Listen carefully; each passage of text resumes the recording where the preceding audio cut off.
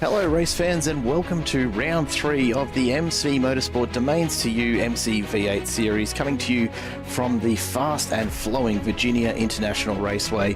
We are 2 rounds in and already this 2026 opening season is beginning to shape as the points start to build, and tonight's race really represents an opportunity for the drivers who are looking to build a bit of momentum in this championship, or indeed stop their slide down the ladder before it becomes a problem. And this circuit is one that is absolutely going to offer the opportunity to do that. We've got high-speed esses, we've got technical complexes, and we've got some long straights just built to take a Gen 3 supercar to its absolute top speed.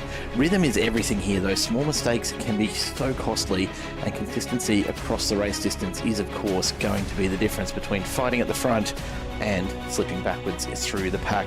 We've got plenty to unpack tonight, from how this will shape the racing tonight to what we've learned so far in the championship, and also who comes into round 3 with a little bit of something to prove. My name's Jared Cole. Welcome to Simple Racing Broadcasts. Here in the booth with me tonight, Isaac Fogarty, back for another week, mate. It's going to be, I'm sure, a pretty packed circuit out there again this evening. Yeah, good evening, Jared. Good evening, everybody at home. They've let me back in again this week. Looking forward to what's set to be a cracker night here at Virginia International Raceway. This is one of the few circuits on iRacing that I do have a bit of experience with, but never in a supercar, mostly in the Toyota 86 actually. So be interested to see how these guys go tonight. Fairly long circuit, and as you said, the championship's really starting to take place. We're starting to get a sense of the form guide, and Eclipse Sim Sports are really the benchmark at the moment, aren't they? James Scott, Matthew Bauer, they've been at the pointy end pretty much the whole season so far. Well, as I say, the whole season, it's been 2 rounds, but you look at the championship standings there, Jared, and James Scott leading the way, tied with Brett Loxton on points, but it was a really dominant display from James last week, wasn't it? Oh, absolutely. And Brett Loxton, last season's champion, absolutely going to have his work cut out for him.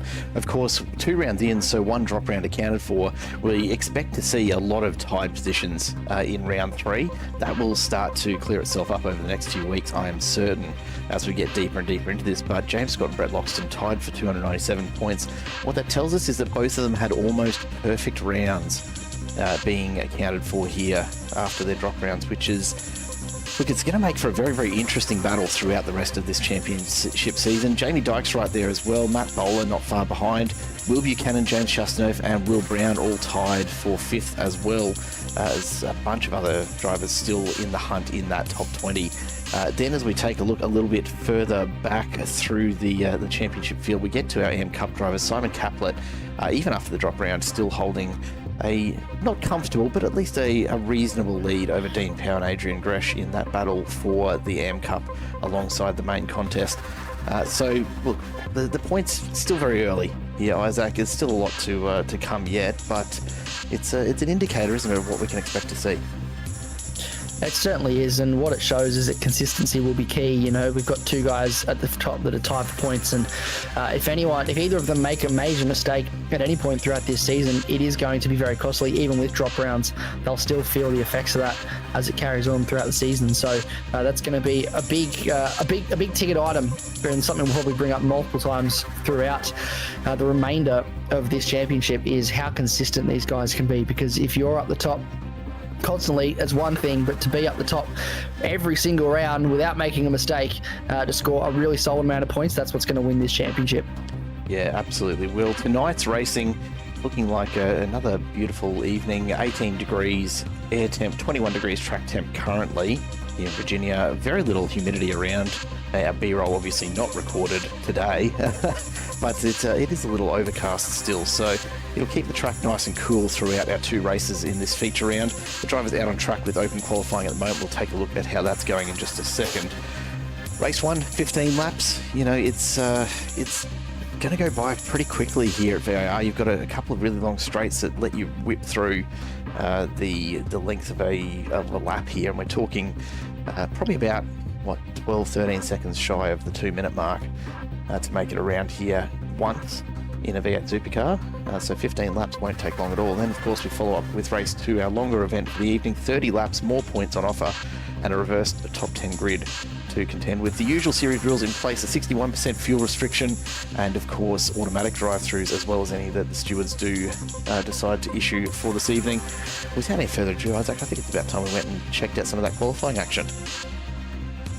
Yeah, absolutely. Let's jump down and have a look at what's happening out on track, because I'm seeing some lap times start to tumble. And you said it's a quick lap around here, a minute 47. I guarantee you, behind the wheel of that car, it will not feel like a minute 47. It will fly by for these drivers. It's probably the fastest minute and 47 seconds they've ever experienced in their life. This is on our screen. James Scott tied for first in the championship for Eclipse Sim Sports. A lot of curb use there, and this is a very difficult circuit to try and master in these cars. So much undulation in the road, especially through the corners, that it's just going to be super easy to unsettle a car around here. A really interesting one there from Jake Slade. 3 purple sectors on that lap, 3 slower than his best sectors. He might be one to watch this evening, I reckon. James Scott finishes up his lap. He goes back to just to tweak a few things. James Chassenov looking resplendent in his photo as always, sitting in P2. He's staking his claim on this Eclipse Sim Sports domination that we've been seeing with Scott and Bowler either side of him. And Brett Loxton a little further back as well, just about to cross the line for hopefully a bit of an improvement in his time. Only 5th so far, but we'll see if he can just to bump that up a little. That looks like it must have been his outlap. The thing that stands out to me here is just the absolute golf in times. Chassenov down, there's not a huge amount of separation, but really the top 3 here are so much quicker than the rest of the field, and Scott is almost half a second quicker than both Chassenov and Bowler. He is just on another level in these supercars. He certainly is. He is he is so quick around here. He is, look, and this is what we saw last week as well, just the amount of pace that James Scott has in these cars. On our screen at the moment, Brett Loxton. Now we jump to Jake Rebellion, who is on, I think, a relatively strong lap here. Just looking at it, he's got to try and be like, he's leading the trophy class at the moment, so he is on the trophy class pole. He's actually on his outlap. I stand corrected. I've been trying to find Jake Slade on my timing board, and I cannot see him anywhere. Give me a moment, I'll get him back into it, because one of the things that I'm noting here is that he hasn't actually raced yet, so he wasn't in our list of drivers that should be showing up on there. So I'll have that corrected for you in just a moment. Actually in the middle of doing that as we speak, so he should be popping up for you now.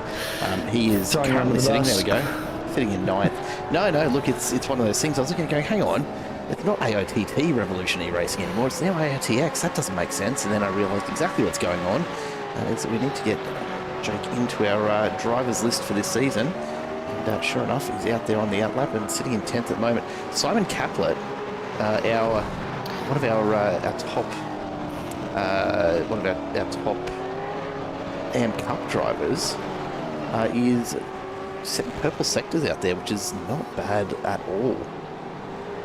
No, not at all. And I think we're going to see a little bit of that this evening, especially in this qualifying session. The last 5 minutes, the track starts to evolve, and the grip is so important around here that the more grip there is out there, drivers are just going to keep going faster and faster. Simon Caplet crosses the line. He jumps 23rd, so still 3 seconds away, but doing purple sectors. That's a very interesting one, and I would suggest some of those purple sectors very well could be where the cars are going in a straight line. So you're seeing them, who's going fast in a straight line. That's a really good measure. Look at the air they get through that section. I think that's 2 wheels off the ground, it looks like, almost, just how much speed they have to carry through this first sector.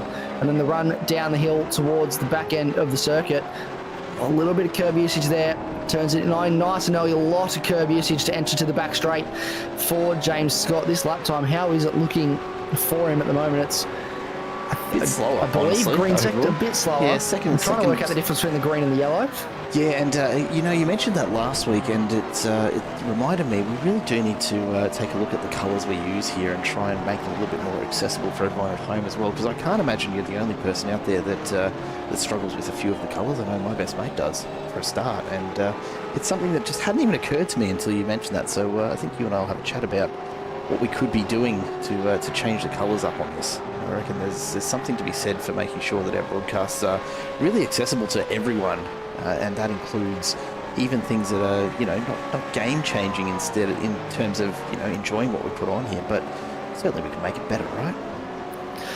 Oh, it's all about, growing and improving, and I think I always do feel like a bit like colours are a bit of a isolated incident for me, but I do recognise that there's definitely more people than just me out there that do, struggle with colours. And I look at this sometimes and go, oh, I can't imagine if you can't see colours at all. At least I can see that there's some sort of colour there. Ryan Palmer looks like he was on a bit of a good lap, but he's just backed right out of that. So I think the traffic there has caused a bit of a headache for him, and he's having a bit of a difficult time in these cars at the moment. Where is he sitting in the standings currently? I was told he's 15th. Yeah.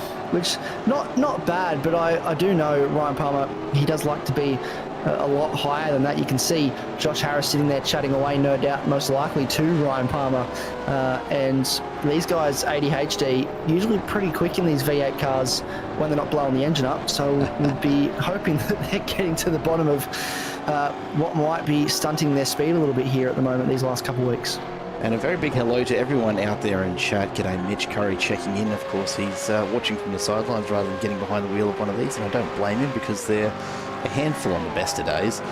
Ray's in the chat as well. G'day, Ray. Good to have you back as always, mate. And Mev, hang on, looking for it. There it is. Happy birthday, Cruz McPhee. It wouldn't be an MC Motorsport broadcast with the Koala Cartel unless someone was wishing Cruz McPhee a happy birthday every single week and every single race. But yeah, he's out on track there somewhere as well. Where is he hiding? 14th at the moment, just about to cross the line, hopefully improving his time a little. He's got a couple of green sectors under his belt. Can he jump from 14th? It's a long run down to the line. It's agonising when you're waiting for that timer to come over there. There you go, a couple of spots. So up into 12th, not a bad way on his birthday, no less. On his which birthday? That's the real mystery, isn't it? Which day is actually Cruz McPhee's birthday? It's certainly not any of the nights that it's been called out, I'm sure. But who knows? One of them has Isaac to be real, Edwards in but I there don't as know well. which one. Jumbuck Media, g'day mate. Hope you're enjoying the view from wherever you're sitting as well. As we get towards the end of qualifying, I am convinced I've got this right this week. I am calling it now. Qualifying just about to end. We've got only 5 seconds left here as the last of the drivers make their way across the line. I don't think all of these guys are going to get there. And sure enough, look at this. Cuts them out. We might have actually even worked this out. Who'd have thought? It's only taken us to week 3 to figure out how it works. It's only taken me 18 months. It'll be different next week. Yeah, absolutely. Now you've worked it out, it'll be different next week. Of course it will be. Let's take a look at the grid for race number 1 as the drivers get out there and get ready to go racing. James Scott and Matt Bowler end up side by side on the front row. James Chasseneuve getting pipped by just over a tenth and a half in the end. Brett Loxton right there on row 2 as well. Then Morris and Veld on row 3. Brown and Young behind them. And the top 10 rounded out by Ryan Nielsen and Jake Slade, who is in our list of drivers now. Sorry about that, Jake. We've got you, mate. You're in. Thomas Hins and Cruz McPhee starting just outside the top 10 with Jason Douglas and Jamie Dyke behind them.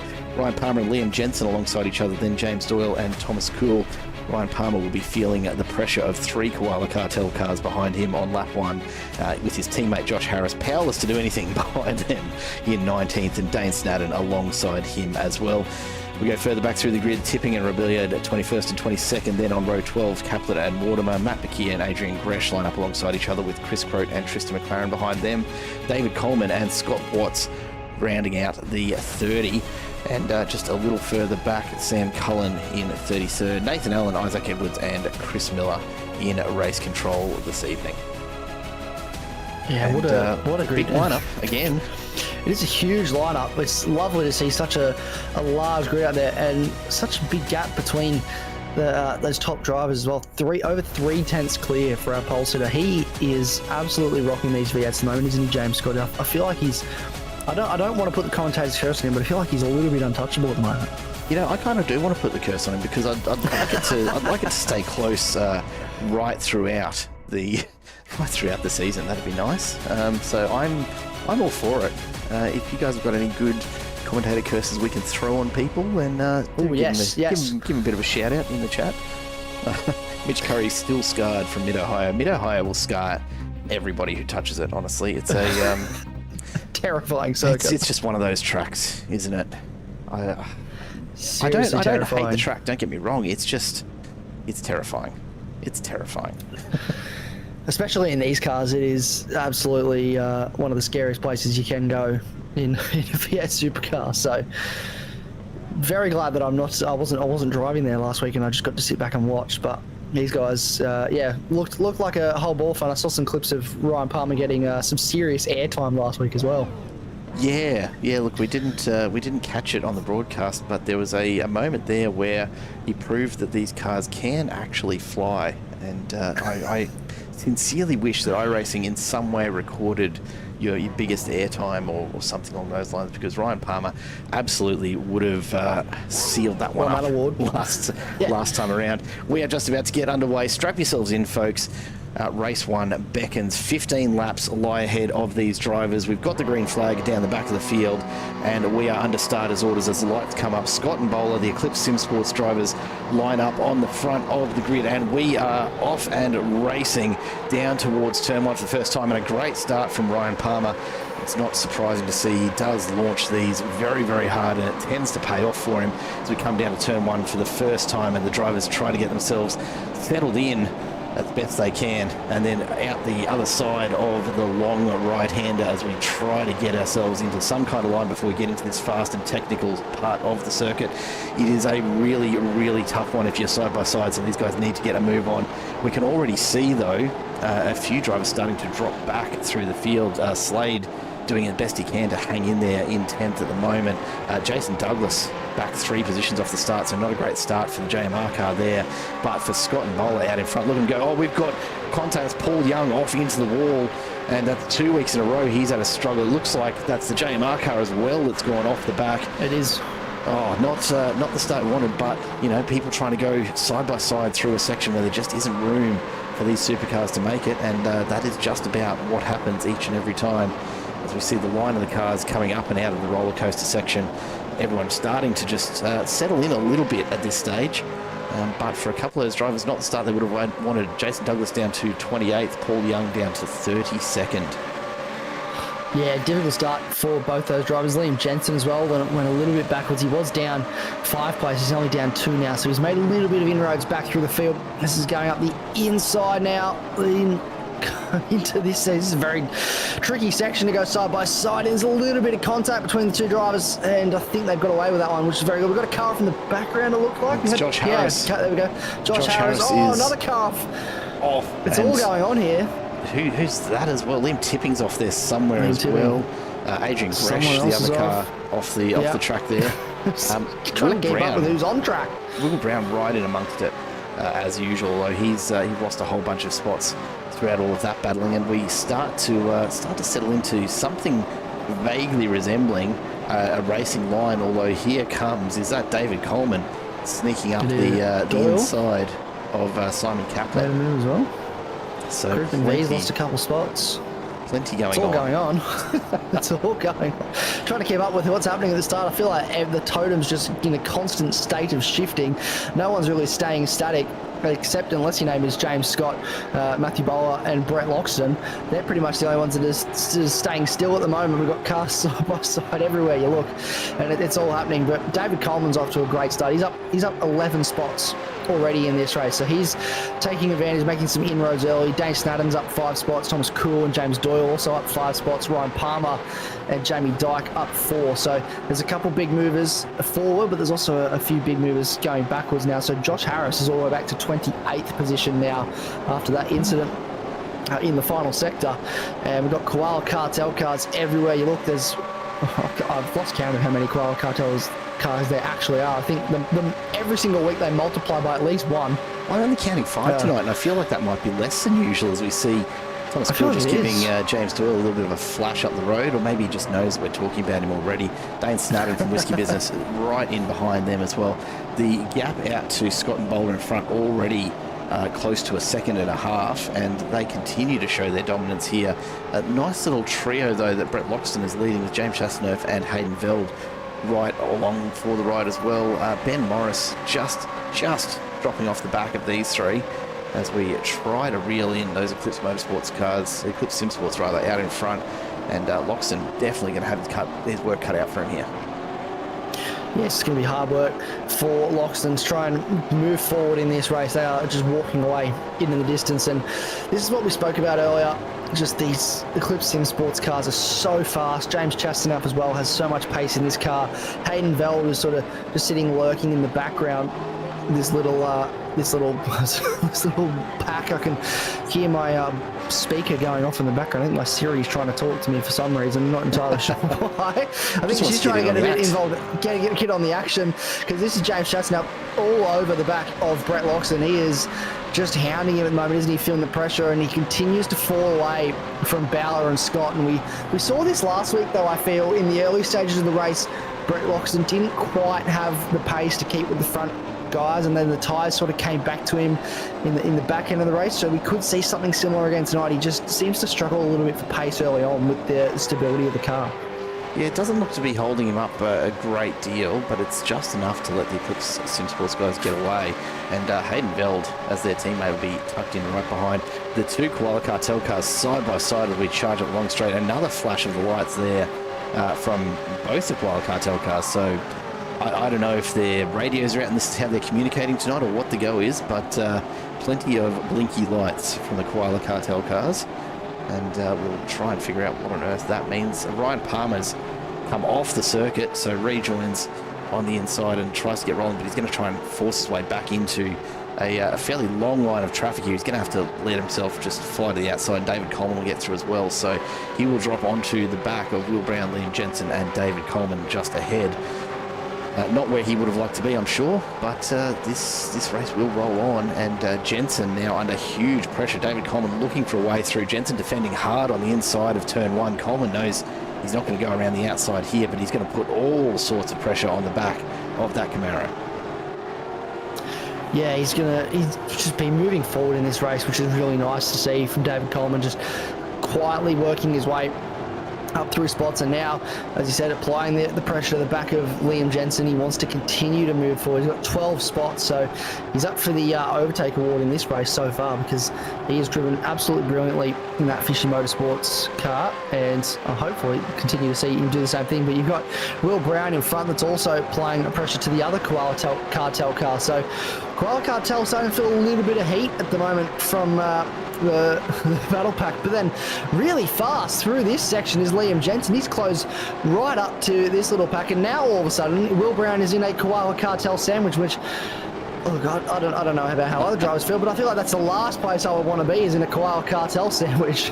Liam Jensen has a little bit of a look up the inside, but can't get the power on the exit. Now he's opened himself to an attack from Coleman, who again, not quite where he'd like to be. Switches sides, just trying to get some sort of movement there, a little bit of a wiggle from Jensen as they try and adjust on the way in. Coleman's going to try and send it up the inside. It'll be on the outside as they come down into this sequence, but there goes Will Brown off the track as well. A little bit of contact there for Coleman and Jensen.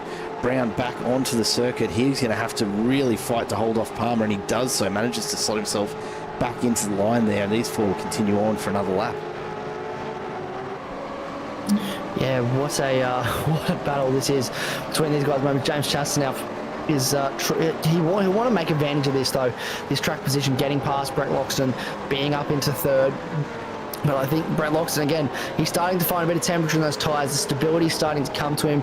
It's still early stages of the race, but we know he had a loose car last week in Mid-Ohio. That was creating a few problems for him when the tyres weren't quite up to temperature. When they're in that window, they're absolutely perfect, and the car was really planted and really quick. But then if the tyres were a little bit too cold or a little bit too old, he was struggling for grip. So we'll keep an eye on how well he can stick with James Chaston here, but it looks through this section he's pulling away. This is the overtake that he got done down deep on the brakes down the hill, and he made that sort of stick, didn't he? It made it look quite easy, actually, and it just sort of almost looked like Brett Loxton just sort of let him go there to an extent. But that was a really lovely overtake from James Chaston, and it seems that especially through that first sector, through the S's, he started to just build a little bit of a gap from the car behind. Yeah, starting to extend that now. Loxton doing what he can to stay in touch, but the front three really fairly spaced out. Loxton extending to almost half a second behind. This could be the opportunity for Chastanov to just pull away from things and establish a bit of space for himself. This little battle pack, though, that's happening just behind the JMR car of Douglas, Brown, Mortimer and Buchanan. Trev Mortimer finds himself in a battle with a couple of rather quick pro-class drivers, but he's holding his own nicely as Buchanan goes up the inside. He's going to try the same move that we saw from Chastanov, and it looks like he's going to get it done relatively comfortably. think Mortimer reasonably resigned to his fate there. Yeah, and he just made that look quite neat and tidy, didn't he? Buchanan got past Mortimer, and he didn't make it overly difficult on him, which is it's good hard racing between these guys. It's really nice to see.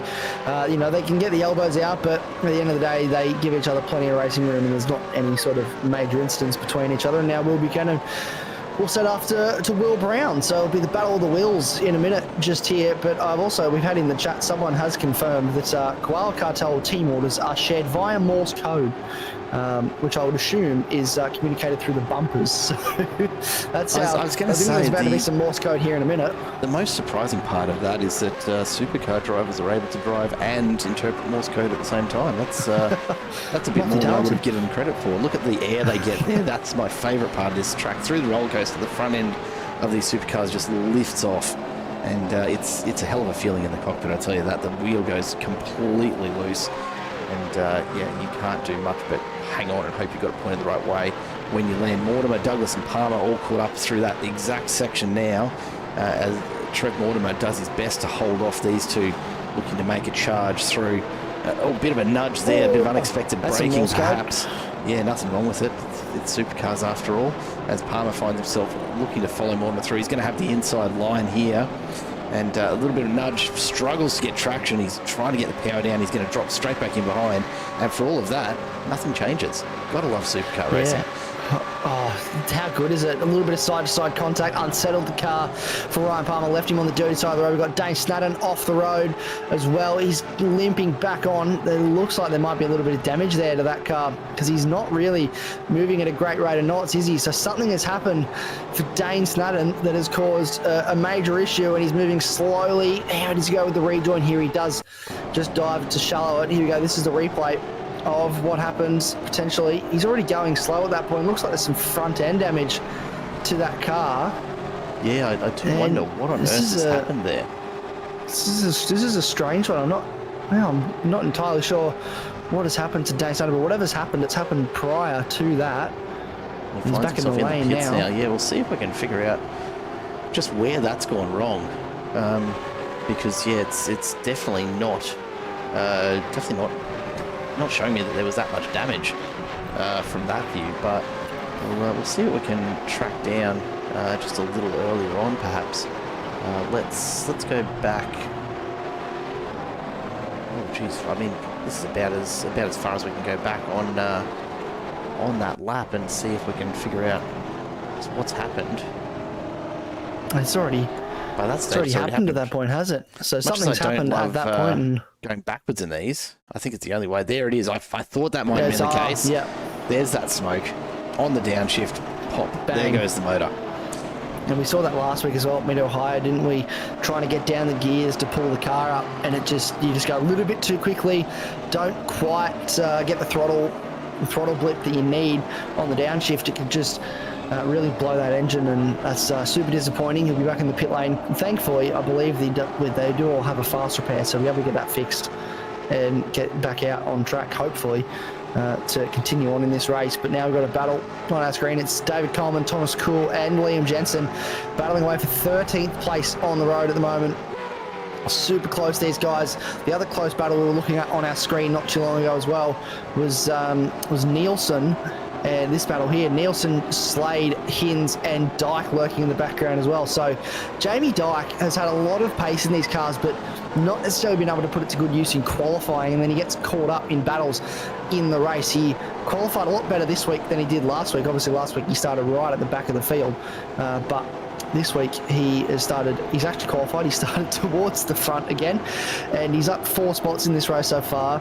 But again, just doesn't seem to quite have the pace in qualifying. But just he does have it in the race. He just has to work hard to get the positions. I'm almost convinced at this point that Dyke just enjoys doing it. Honestly, he wants to have people to move up through. For fun.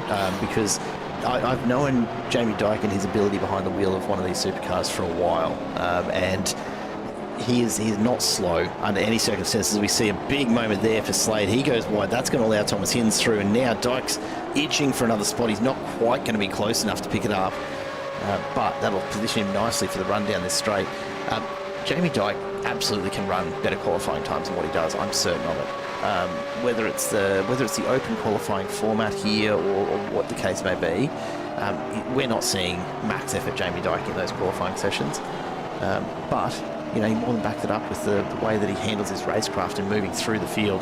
The other person who's done an amazing job of that tonight, his teammate David Coleman, up 16 positions since the start. Kicked off in 29th, now up into 13th, absolutely charging through the field. And Will Buchanan up 15 spots as well. So we've got two really big movers through this field tonight, gained so many places. Just driving absolutely beautifully. David Coleman especially, he has just chopped his way through this field and made it look easy, like a hot knife through butter, absolutely, for the Fishy Motorsports driver. And then we've got this little battle, Koala Cartel. There'll be a little bit of Morse code soon, I would suspect, between Doyle and MXV. They're so loose between these guys. They are pushing each other. That's probably, I think that's the good hallmark of a good team, is when you can push each other. Hopefully not to the detriment of each other's races, because they've got a very, very quick, who's that behind them? I think it's David Coleman actually behind them, quickly closing up to catch up to these guys. And then there's a lap car in between them, I believe. Is that may be, yeah, actually it is. Our man who had the engine issue earlier on in the race, Dane Snadden. So that is Dane Snadden in behind, just sort of catching up as well. But you can see in the background, David Coleman is lurking with this battle. The supercars fly past the curb cam. It gives you a really good idea of just how quickly they are moving here. This is one of the deceptive things about VIR. Because it's such a wide open circuit, you don't have a lot of walls close by. You've got a huge amount of runoff on the grass. It can actually be really easy to make it to feel like these guys are going very, very slowly. And it's absolutely not the case. Like, these guys are full noise in these supercars. And in fact, one of the best ways to see that, I suspect, is probably to go on board and let's jump on in for a run up the hill here with Ryan Palmer. He's got nothing but clear ahead of him, so even without any sort of assistance, he's up at 260k an hour as he crests it, hits 270 and halfway to 280 before he gets on the brakes and starts his descent down towards the hog pen. Really, really tough cars to pull up at the best of times, and when you add in a crest that you're coming over at the top there, as well as the pace that you've got coming into it, there's a lot of work to be done. Yeah, it's such a busy time in that final sector for these cars especially. And you saw him have a little drink down the back straight. That's really the biggest break that you get in these cars. The only break you get around here is that back straight, just with how long it is. A lock up there for Will Brown. Will let Rebellion through, so that's a position gained for Jake Rebellion on Will Brown. He's going to have to try and work to make that done. I think Will Brown had not long actually gotten past Rebellion, if memory serves correct. Yeah, it's just out of the final corner there. Yeah, and he's locked up, and it's all come undone for him. I saw we had a car stopped on the inside of the circuit as well, back at the start of Sector 1. Just trying to work out who exactly that is. But I mean, in the meantime, we've got this battle on our screen. Nielsen, Hinz, Slade and Dyke still going at it for the back end of the top 10. And Hinz is really pushing after Nielsen here, isn't he? He has got a lot of pace in that car, Thomas Hinz, just trying to find a way past Ryan Nielsen. And honestly, he's one of the names that I've just been keeping an eye on. He absolutely dominates in everything he gets into, Thomas Hinz. And to say that he is a quick driver is just not giving him enough credit. He's up here competing in the top 10 of what is a very, very hotly contested field of V8 supercar drivers. He also goes and jumps into GT3 cars and races at the same kind of level, and then goes and jumps in open wheels and does the same thing. You know, a lot of these drivers really do specialise in the Gen 3 supercars or specialise in GT3. Thomas Hinz, anything with four wheels, a motor and a steering wheel, he is pretty quick in. A bit like Shane Van Gisbergen in that sense, isn't he? He could just get behind the wheel of anything and absolutely go. And that's what we see with Thomas Hinz. I remember watching him, the first foray into MC GT3s I had last season, and how quick he was in that Corvette. And he's jumped in a what's he in now? He's in a Ford Mustang and just absolutely flying. It doesn't seem to matter, does it? As long as he's got some sort of motor, as long as it powers the wheels and it can turn and it goes, he's quick, and he'll find a way to extract the pace out of it, and that's what he's doing at the moment, sitting right in behind Nielsen. Loxton's also found his way back to the rear bumper of James Chastenow as well. That gap is starting to close down. I've been keeping a very close eye on those numbers at the front of the field, because Scott has absolutely walked away with this. This is Josh Harris trying to find a way past Trev Mortimer, and then you've got Bakir in front as well. Tipping and fresh behind, so Tipping and Harris, I think, have been caught up in this a little bit. They've dropped back through the field, down 5 places for Harris, down 4 as well, as we see side by side. Jamie Dyke gets the move done on Jake Slade. Will he be able to hold it? He's on the right side as they come to the braking zone, gets in front and seals up 9th place. He's going to be very, very happy if this is how his race finishes, with the front row start. But I reckon he's going to continue on here and try and just track down, if not both Hinds and Nielsen, at least one of the two. Yeah, you'll definitely want to get a couple more positions in this race, get a couple more points. With 3 laps to go, they're right there in front of him. If they were, a second or so up the road, I probably would leave it. But they're within a second. He is closing up the inside now. Hinds, no, to the outside. Sorry, defensive up the inside for Nielsen. It's going to give him the wide line. The switchback attempt now from Hinds, going to leave him on the outside, coming towards the next major braking zone. Heavy under brakes now. Who comes out on top? They're still side by side at this stage. He hangs it around the outside, does Thomas Hinds, but it looks like Nielsen holds on for now. This has invited Jamie Dyke right into the party, as well as Jake Slade. So this is the gift that Jamie Dyke wanted to maybe get those couple of places before the end of this race, with only a handful of laps to go. And Thomas Hinds, he threw everything at that. Here we go. Liam Tipping, Josh Harris swipes across the nose. The Koala Cartel car just shuts the door on him and says, actually, no, you're not going to go. We're not going to go side by side here. I'm actually just going to stay here if you don't mind. Has a little look up the inside of Matt Bakir, late on the brakes, gets that move done. Josh Harris wants to follow him up the inside, but cannot make that move stick. And now Liam Tipping has put a car between himself and Josh Harris, which means that if he can get past Trev Mortimer here with relative ease, there might be a little bit of breathing room between him and the next class car. You'd expect Tipping to try and push on pretty hard here. I think he's been caught behind, and look at that move across the front of Mortimer. That was brutal. So you see in the background, Bakir almost throwing himself off in the grass. He's going to have to back out of it. That allows Josh Harris through, with the 2 teammates, Bakir and Gresh, behind, almost coming together as Bakir struggles to get that car back under control. I tell you what, an excursion onto the grass at high speed through that section of Esses, not a fun thing at all. No, absolutely not. I've done it in an 86 car. I cannot imagine what it would be like in a supercar, just how out of control that will be. This is Hayden Veld and Ben Morris, battling away for 5th place. So this is the last spot inside the top 5 in this race. And it won't change what row of the grid they start on, but it will change how many points they get. And also, it goes on your record as a top 5 finish. And I think both of these drivers will want to have that next to their name.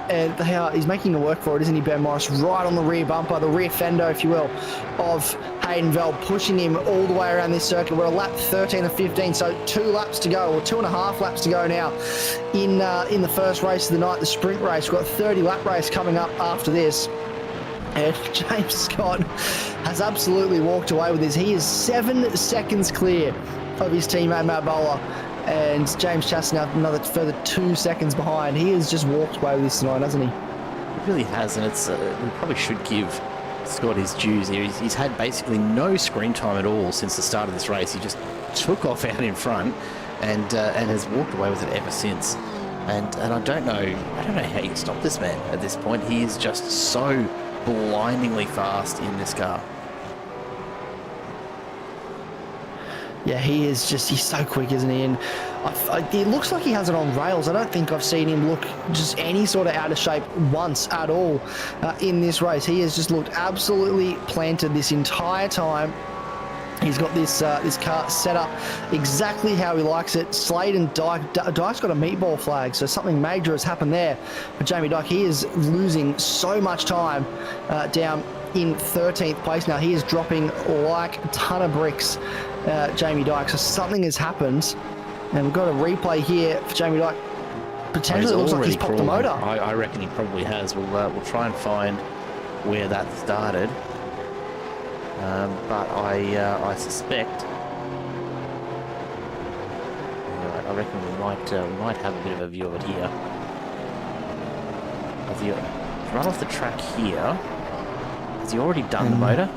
I feel like he has. I feel like he's done into that braking zone. Is this braking zone going to be where it happened? There it is. It is, yeah, into the braking zone. Almost a carbon copy of what happened to Dane Snadden. So that's the second driver to do it. And given that it's Jamie Dyke, he doesn't do those very often. I think it's potentially going to be a common occurrence tonight. We may see a few of the top drivers, like we have with Jamie Dyke and Dane Snadden, come undone into this braking zone if they don't get their blips right. Well, I mean, I can only imagine that the rest of the field is just praying for James Scott to follow suit and do the same thing at this stage, because I don't know how else they're planning to catch him. It's just been that quick. Loxton and Chasseneuve here battling it out for third, but Bowler still a couple of seconds further up. Even he is looking into the far distance as he looked forward for his teammate. Scott will cross the line in just a moment to take the white flag, so we'll be on to the final lap. There we go, he's just crossed the line now, so there's not a lot of time left here for Loxton if he does want to try and recover one more position.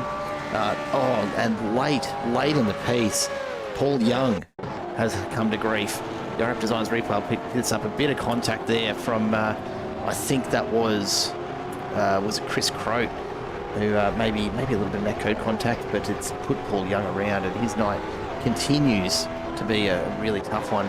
It seems to follow him, this trouble, as David Coleman looks up the inside. He's wanting to pick up just one more spot here if he can get past Cruz McVee. Oh, big slide from Coleman. He's overcooked it off into the grass, and that'll do it. He'll be down in 12th. He might lose another spot or two, but he's got it going pretty quickly. A very straight set of lines across the grass, I'll give him that. But just like that, his shot at the reverse grid starting from the front, it's out the window for Coleman. He can't be unhappy about finishing up 17 spots by the time this lap is done, but what could have been, hey? Yeah, that's isn't it, what could have been for these guys. And I think we're going to have a couple of those stories tonight of the hard luck, what could have been. Hopefully not too many more in the second race. Hopefully it's all positive, but for every positive story there's has to be a negative story for somebody, so that's something we're going to have to hope that we don't see too many of. But again, you never know. This is supercar racing. It's so unpredictable, and speaking of unpredictable, we've got Ryan Palmer all over the back of a billiard. He's trying to find a way forward in this field. He's had such a difficult race today, has Ryan Palmer. Again, just not gelling with the cars so far this season. Across the line, James Scott, a very dominant victory in race one here at Virginia International Raceway. Matt Bauer, it's going to make it a 1-2 for Eclipse Sim Sports. And then Chasseneuve holds on over Brett Loxton. He made him work for it. Hayden Veld, again, was made to work for it by Ben Morris, holds on for a top 5 finish, followed by Riley Nielsen, so close with Thomas Hinds, so many cases of being made to just work for it. Jake Slade, and then Cruz McVee gets the provisional pole for race 2 tonight, and that has come out of nowhere for Cruz McVee, but he'll be very happy about that. He absolutely will be, and this battle continues on. Palmer's managed to sneak past Rebellion, now desperately holding off Jason Douglas's JMR car. I think he's going to get there. The Everything Simulated entry looking very, very settled on the way out of the corner. You can see Douglas fighting that thing, trying to get more power down. Ryan Palmer is going to take 17th. Rebellion takes the top of the pops for the AM Cup class, coming home in 18th, with Douglas not far behind, and Simon Caplet just sneaks into the background if you don't mind at all. He will pick up 20th spot, up 3, but also picking up as many points as he can for his AM Cup defence. A few more drivers still out there on track bailing out. Chris Croat at the death tried to go on the grass around Trev Mortimer to get that one. In the end, Mortimer holds on to it by 0.003 of a second, and Jamie Dyke finishes in 27th with that late blown motor. Not the night he would have been hoping for. Paul Young, another victim of tonight. It looks as though, has he run out of fuel? He may have run out of fuel. Across. Scott Watts has come past him, picked up a bonus spot at the end, and if that thing's out of fuel, then the night just goes from bad to worse. It certainly does look like. Yep, it looks like Paul Young is completely done. So a rough night for him. So close. That's for sure. Yeah, rough night indeed. He was so close to finishing that race, and super disappointing for him. And again, that's just the nature of racing. Is we have a couple results, a couple things like that. Let's have a look now at our results this evening. So James Scott takes home the victory in that race, a very dominant victory, 8.1 seconds back to his teammate Matt Bowler in second. James Chatsnell, Brett Loxton, Hayden Veld in your top 5. Then Ben Morris, Ryan Nielsen, Thomas Hinds, Jake Slade on debut inside the top 10. A very good result for him. And then Cruz McVie, provisional pole for the next race. And then he'll have a bit of gap between himself. He couldn't really separate himself from James Doyle, could he? But now he'll have 9 cars between himself and James Doyle when we start the next race, because he's just outside the top 10 in 11th. David Coleman, what a race to come through the field, finish in 12th place. I don't know quite how many spots he ended up gaining at the end of that race, but it was quite a large number, at least 16 or 17, I believe, he gained in the end. Liam Jensen, a difficult race for him, but 13th place he'll be happy with. Thomas Cool, Will Buchanan, Will Brown, a difficult race for him as well. Ryan Palmer, another one of those hard luck stories in this race. Rebellion takes out the AM Trophy Class win, so brilliant result for him. And then Jason Douglas, JMR, and Simon Cuthbert rounding out the top 20. As we look further back in the field, Liam Tipping and Josh Harris, 21st and 22nd. Then a trio of AM Cup drivers, Adrian Gresh, Matt McKeer, and Trev Mortimer, 23rd, 24th, and 25th, respectively. Chris Crote and Jamie Dyke finishing in 26th and 27th, with Scott Watts and Paul Young, the last of the drivers to finish on the lead lap. Ronald Long just 1 lap down. Dane Snadden with that early motor only lost 2 laps, which is not bad at all. Tristan McLaren only a couple laps down as well. Sam Cullen not actually making the start after joining the session, so hopefully we will see him back for race number 2, which is just around the corner. A top 10 reversal and 30 laps to go. That one felt like it flew by to me, Isaac. I don't know about you, but it did not feel like 15 laps. And this second one's going to be really, really interesting when we bring into play the pit stop strategy, because they will need to make a stop to get home. And it's not the most gentle of pit stops here. It's a really long pit lane, and it's on one of the very fast straights that VIR has to offer. And so you really feel like you're dropping a long way back when you do come into the pits here. Yeah, you look. It's such a, again, as you said, it's such a long lane. It's going to feel like forever, but you've got to remember, I think everyone's going to have to do it in this race. So they're going to probably feel like they're in there for a long time. Incident points, so drive through at 17 and then every 10. What you don't want here is to get a drive through, because that's going to absolutely kill your race with how long this pit lane is and how slow you have to go. So that's what they'll want to avoid coming into this second race, because it is longer. It'll be so much easier to accrue those incident points, so you're going to get closer to that 17 mark. So I'm interested to see how we go in race 2 here, Jared Cole. It's that first race was an absolute cracker. There was multiple cars battling with each other pretty much the entire time. It was hard to drop anyone, I found. If you're sort of similar pace, sometimes you can have a stronger sector and you'll be able to pull away a little bit and just inch out that gap little bit by little bit. But it was so hard for some of those drivers, especially James Chatsnell. He did the hard work to get past Brett Loxton, but just couldn't get rid of him. He stayed with him the entire time, kept that pressure applied. So I'm keen to see how that shapes out over a 30-lap race. As always, the interesting thing will be watching those fast finishes from race 1, fighting their way back from that small reverse grid. Don't go anywhere unless it's to refill a drink and get right back here, folks. We'll be back with the start of race 2 in just a moment.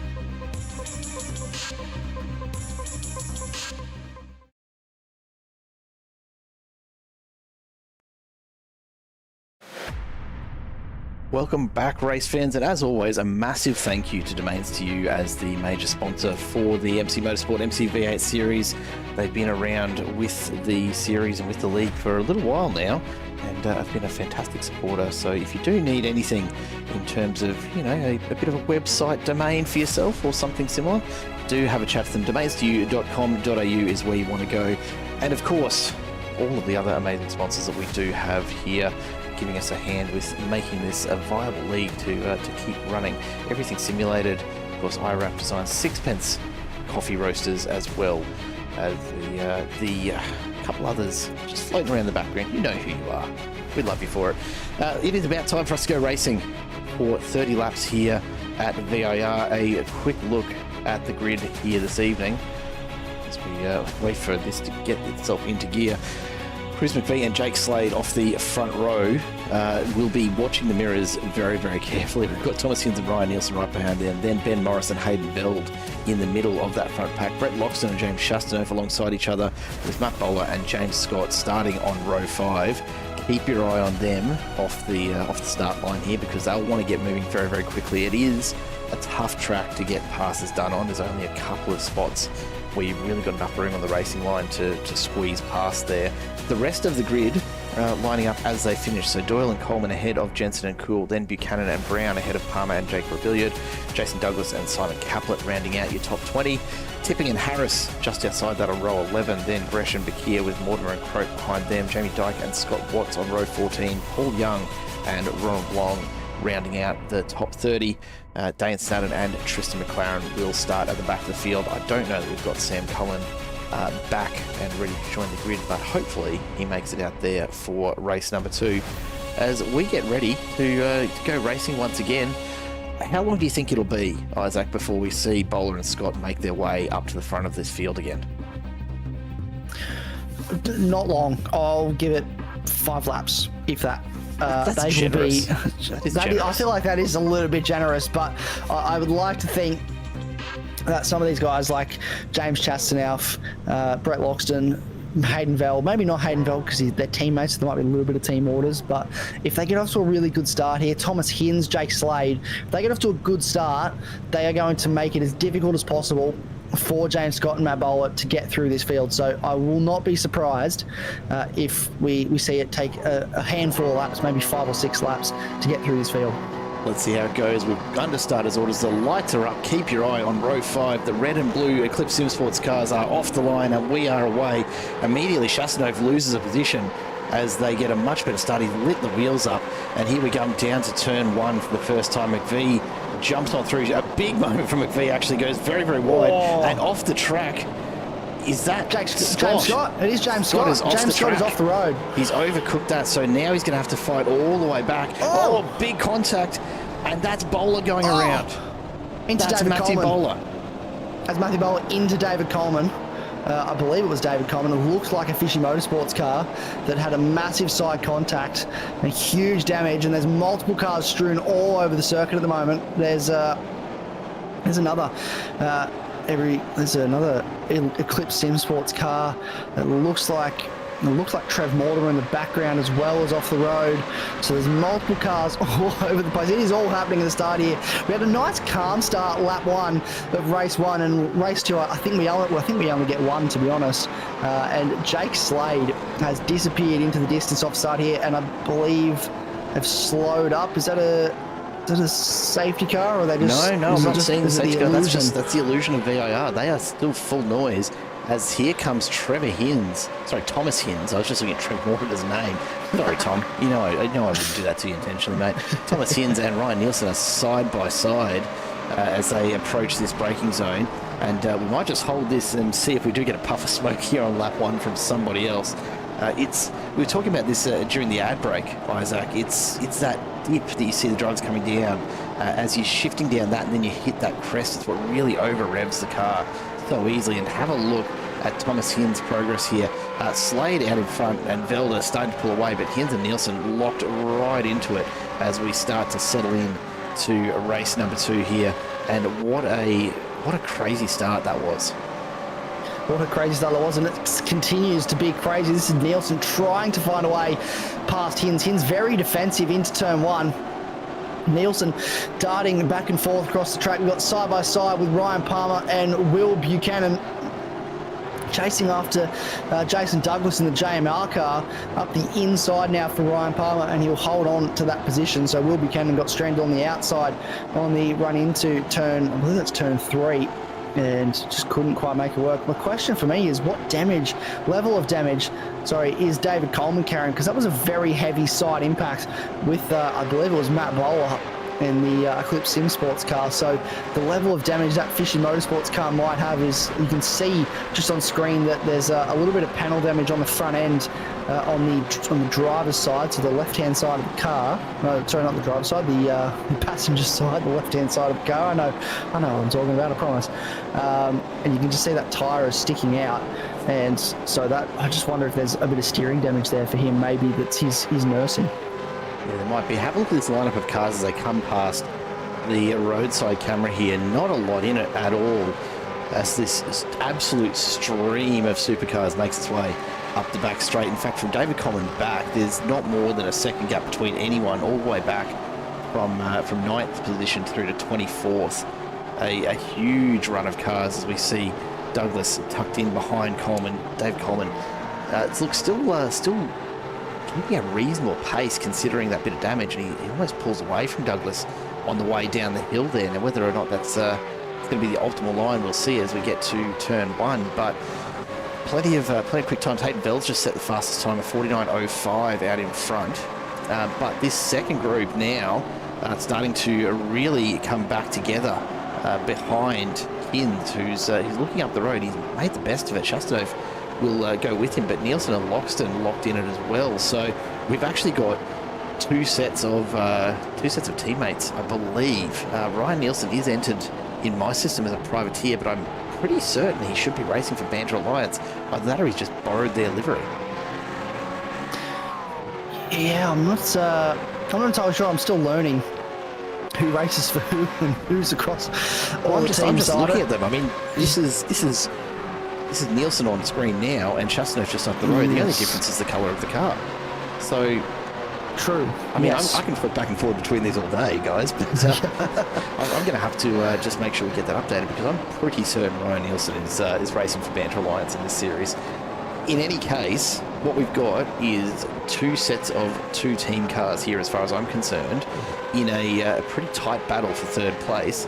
Hayden Veld and Jake Slade up the road, though. The battle for the lead about to get very, very close as we get down over the crest again here, and we'll get on the brakes heavily before we do start our way down the hill once again to finish this lap. And for both of these guys, they're feeling pretty happy. Paul Young's picked up a black flag back there, and I'm not actually certain what it's for. I can't see messages coming through from race control here tonight. Sorry, it is contact. It's contact on lap 1 between Josh Harris.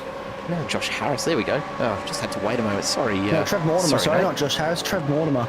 So it's contact with Trev Mortimer, lap 1, turn 1. Now that'd explain the off that Mortimer had early on. Yes. I wonder what happened though to Scott.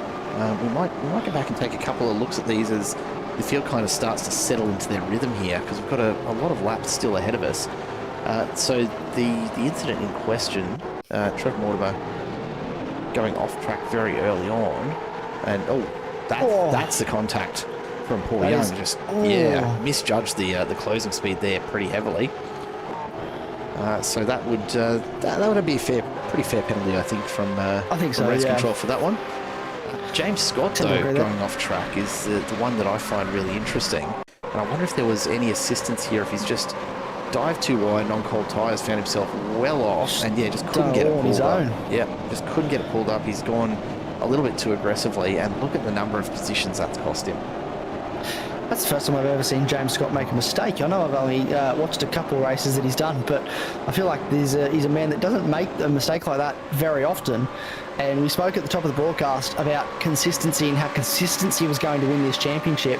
Brett Loxton is in 6th place, so yes, it's not winning this race, but he's in a really strong position to move forward, whereas James Scott has a lot of work to do to move forward in this race. No doubt that he will, but he's certainly not making it easy for himself. No, and then the bit that I'm curious to see is what on earth happened to Matt Bowler, and where that's come undone for him as well.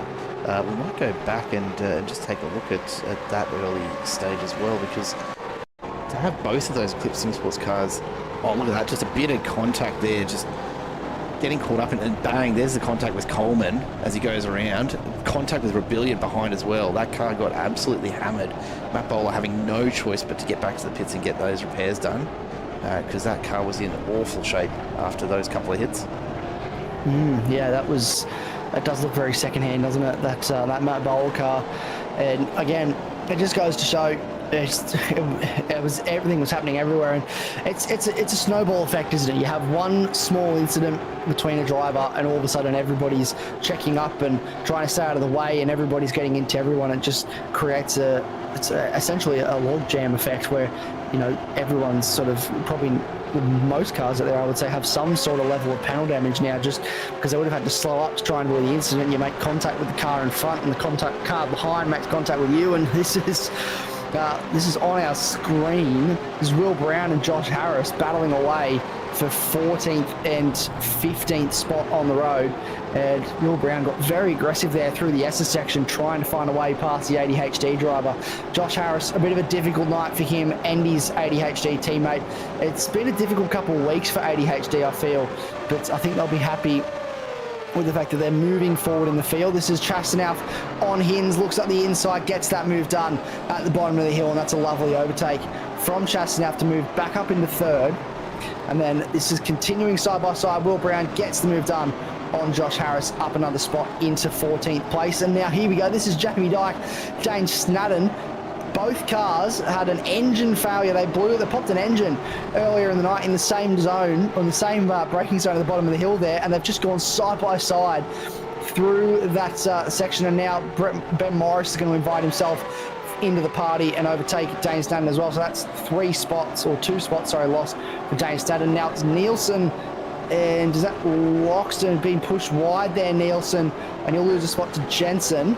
And it looks like, I'm just trying to work out, I think that was Loxton that pushed him wide. Now Jensen goes through. Douglas is sideways with Palmer. He got help there from Ryan Palmer.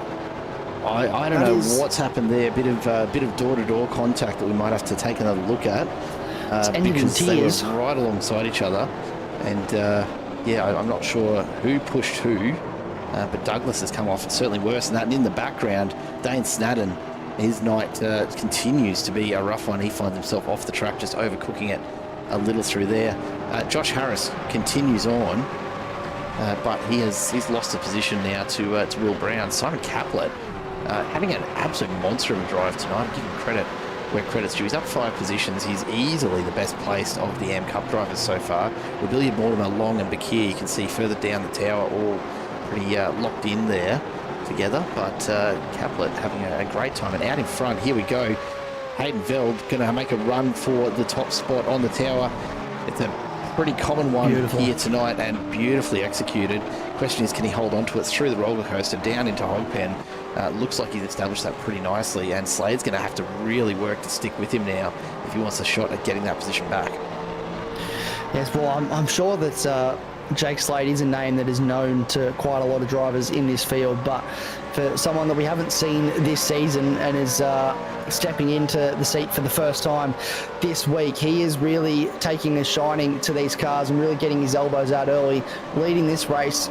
He was towards the pointy end of the field, now inside that top 10 in race 1, and now he's put that reverse grid position to good use. And he was leading for a while. He's given the position away to Hayden Veld, but he's still sitting in second, and he'll try and stay with him, I'd imagine. This is Jamie Dyke up the inside of Simon Caplet. We've got an overtake in front as well. Oh, Caplet locks it up. Caplet does lock it up. He's going to lose a couple spots there now. And I believe that's Will Brown and Josh Harris as well that are battling away in front. It certainly is. In fact, it's Will Brown or Ryan Palmer, then Josh Harris. So he's got 2 ADHD cars chasing after him at the moment, so he's going to feel the pressure a little bit loose there, Will Brown. The most dangerous position on the track right now is where Will Brown is, with 2 ADHD cars behind him. I do not envy the man being there, but looks like Josh Harris just lost a little bit of touch with this group. Ryan Palmer, though, look how close he is through the S's to the back. Oh, a little bit loose, a little bit squirrely over the bump as you lose that front end. You spoke about it earlier. Just the air that the car gets, the front wheels lift off the ground, the steering wheel goes light. You lose all feeling. You just have to hope that it's pointed in the right direction. And if not, that when it lands, you can correct it. There's a car looking up the inside in the background. Jamie Dyke pushing on. Jamie, it's someone Jamie in the Dyke background. and Liam Tipping There's a Camaro went for the overtake as well. I think that was Ben Morris up the inside of Cruz McVie maybe in the background as well. So Jamie Dyke is going on with it, and he's going to continue to go on with it here. He's having a look up the inside into the section at the bottom of the hill, and he's got that. I thought he had that done, but he doesn't quite have it done on Liam Tipping. He's making it harder than Jamie Dyke, I think, would like it to be, and you can't really get the overtake done here. You just have to maximise the exit out of this. I believe they call it 17A and 17B, so it's not actually two separate corners, it's just A and B of a corner up the inside now, and that is Buchanan on Doyle. Buchanan. It is Buchanan on Doyle. Scott locked in behind him, can't quite get past. He's back up into 10th though. How strong of a drive has that been? The question is, where can you get by the end of this race? How far forward can you move in this road? Off the road, Will Brown. What an excursion. That is a massive excursion. Does he get back on safely? He does. He's going to have to slot in behind. Looks like he's going to have to slot in behind Morris. Morris, yes. Right in behind. Morris, Cruz McVie hanging around in the background as well, looking to capitalise maybe a little bit. Liam Tipping, Jamie Dyke still battling away. I have to wonder what happened there for Will Brown to have that excursion off the road. He was battling closely with Ryan Palmer, so has something potentially happened there? We'll have to try and get to the bottom of that, but this is James Scott. Oh no! Oh, he's popped the motor. Scott's just popped the motor. What a horror race for James Scott. That will be him done. He's already used that fast repair, I think. Although, no, sorry, he hasn't. He hasn't used that fast repair. But that is the motor done. Done.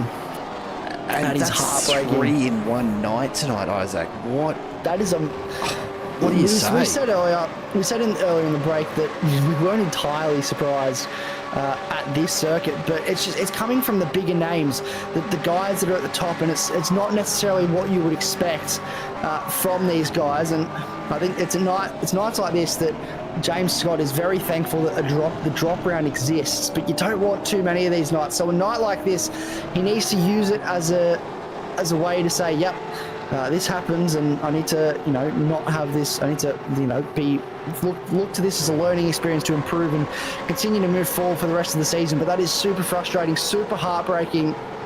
And Jake Slade has lost another spot now to James Chastanow, who's starting to move into the distance, because Hayden Veld has just disappeared up the road. He's 2 seconds ahead of James Chastanow, and Jake Slade is now going to feel the pressure from Thomas Hinds. So this is getting to a little bit of a spicy battle for the last spot on the podium. James Chastanow found his way past. Now Thomas Hinds. Brett Loxton 2.8 seconds back. So the man that was tied on points with James Scott in this championship coming into this round really needs to capitalise tonight on the fact that the championship rival is having, unfortunately, a bit of a shocker in this second race with the blown engine, and try and catch up to these guys in front, which he does seem to be closing the gap a little bit, but he's also got his eyes looking in the background. Look at this. Oh, side by side, Cruz McVie, Jamie Dyke. I'm so glad that ended without anybody in the wall, because I was really expecting that to end in tears for somebody there. Oh, it's not over yet, though, as we see a big moment from McVie as he tries to get his rhythm back. Snadden sneaks through on Dyke. These guys are pushing hard in this battle for, well, I mean, really, the battle for, call it 12th with Josh Harris. Liam Tipping in 13th up the front of this group. But absolutely no quarter given. I cannot remember the last time I've seen anyone go side by side through there. That was definitely a moment to behold. Jamie Dyke not wanting to give Cruz McVie any room at all. Are we seeing the beginnings of what might be a little bit of rivalry for the rest of this season? I guess we'll have to wait and see. Oh, well, I do love a good rivalry, and I think I'm really hoping that this is the beginnings of what might be a rivalry that lasts all season. But Jamie Dyke, I really thought that Jamie Dyke or Cruz McVie were gone there, absolutely. And then Cruz McVie went on with it, tried to find a way at the inside. We've got a Revolution iRacing asking how my boy's doing. And here's one of them, Jake Slade, P3 right now, under a little bit of pressure, absolutely, from Thomas Hinds, but has been driving brilliantly tonight. It's been a very, very strong drive from Slade for the AOTX Revolutionary Racing team. A little further back, Will Buchanan is up 7 spots into 8th position as well. Yeah, been a relatively strong drive for both. Sam Cullen, unfortunately, not starting race 2 either, so he's not going to be along for the race this evening. I'm not quite sure what's happened there, but hopefully everything is okay on his end. As we see Slade continuing to try and reel in Shastanoff and just keeping one eye on the mirror as Thomas Hinds gets closer and closer. 10 laps down, 20 odd to go, and this battle still goes on. Snadden and Jamie Dyke side by side as we come onto the start of the straight, and tell you what, I'm going to keep an eye on this because I am almost predicting another bit of smoke from the motor. These two side by side will be pushing very, very hard, and it's going to mean late braking and hard braking. Big exhaust flare from Jamie Dyke as he jams it down through the gears. He's going to stay up the inside. Neither of these guys giving any space at all through the roller coaster. Down the hill towards the hog pen now. It looks like Jamie Dyke's going to have to think about backing out of this, but he stays side by side. He's got the nose up alongside. There's contact there. Snadden goes sideways, and Jamie Dyke continues. And look, I'm not a steward by any means, but I'm going to say fair play. He was still alongside there. I don't think Dane Snadden had the clearance to come across and close the door like he did. No, well, yeah, you have to think. You look at it. If you look at it from I don't know exactly how the stewarding works here, but if you look at it from a supercar stewarding perspective, it's the B pillar, which is this back pillar you're going to see here with Matt Bauer up the inside. Sort of similar positioning for Jamie Dyke, as Matt Bauer makes that look very easy, doesn't he? On the up the inside of Trev Mortimer, gets that done up to 23rd. Again, it's a difficult night for Matt Bowler, but in the case of Jamie Dyke, he was alongside. He had plenty of overlap, and I think there was probably not as much room afforded as there probably needed to be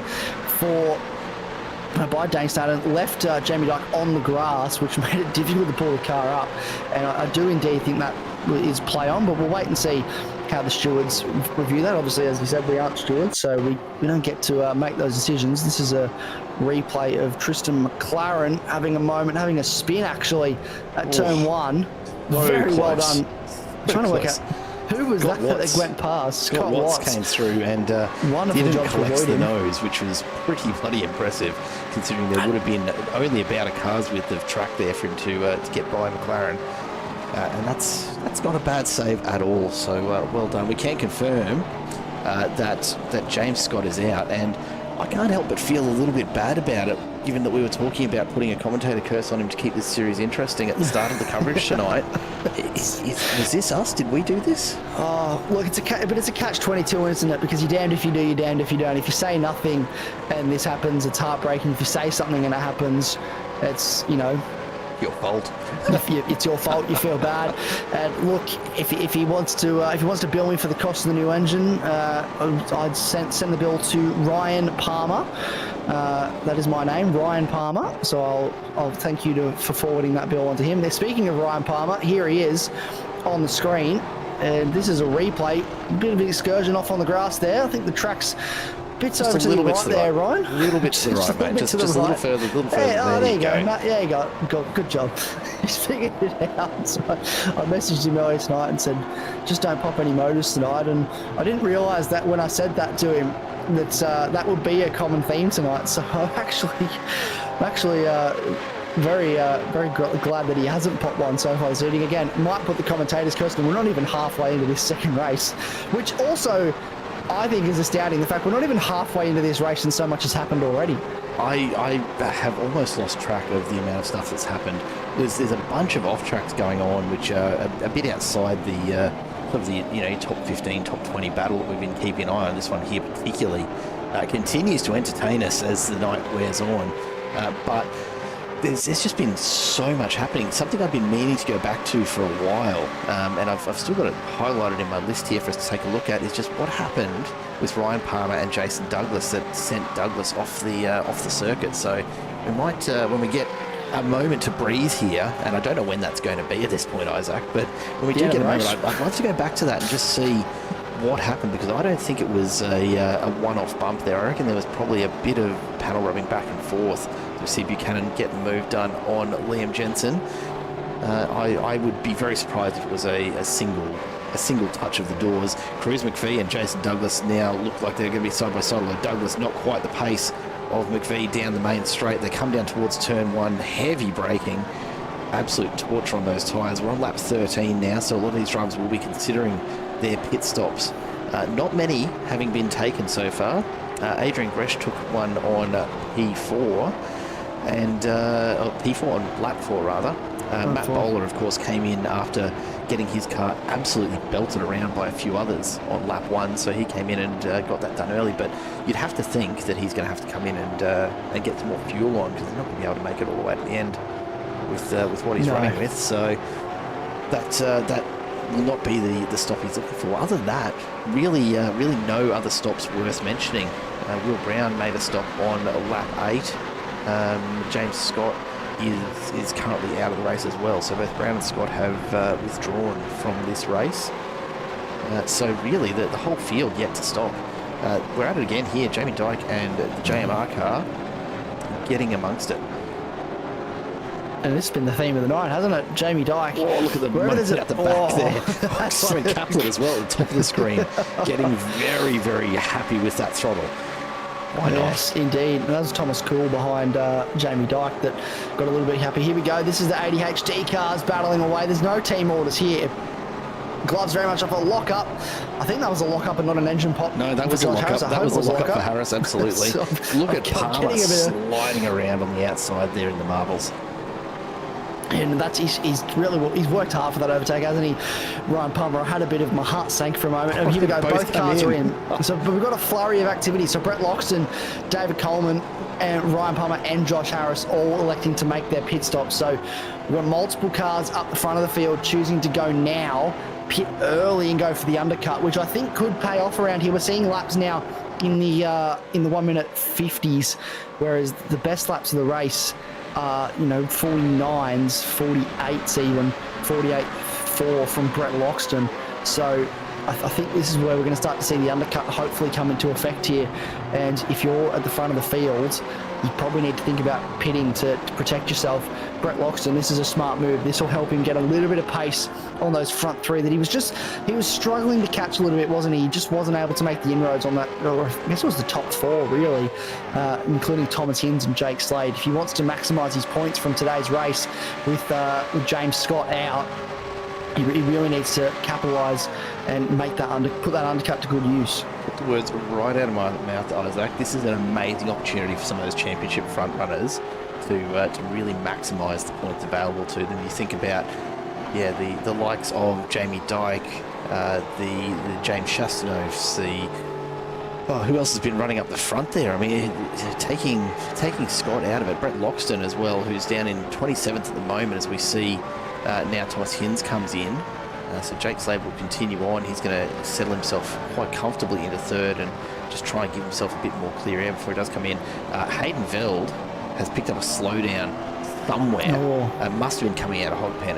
It's an easy one to do. You can just cut, a little bit of a nudge there as Veld and Chastanov are battling for position, and I reckon when we do finally get a moment to look back at it, that's going to look very similar to the moment for Palmer and Douglas as we see them continue it.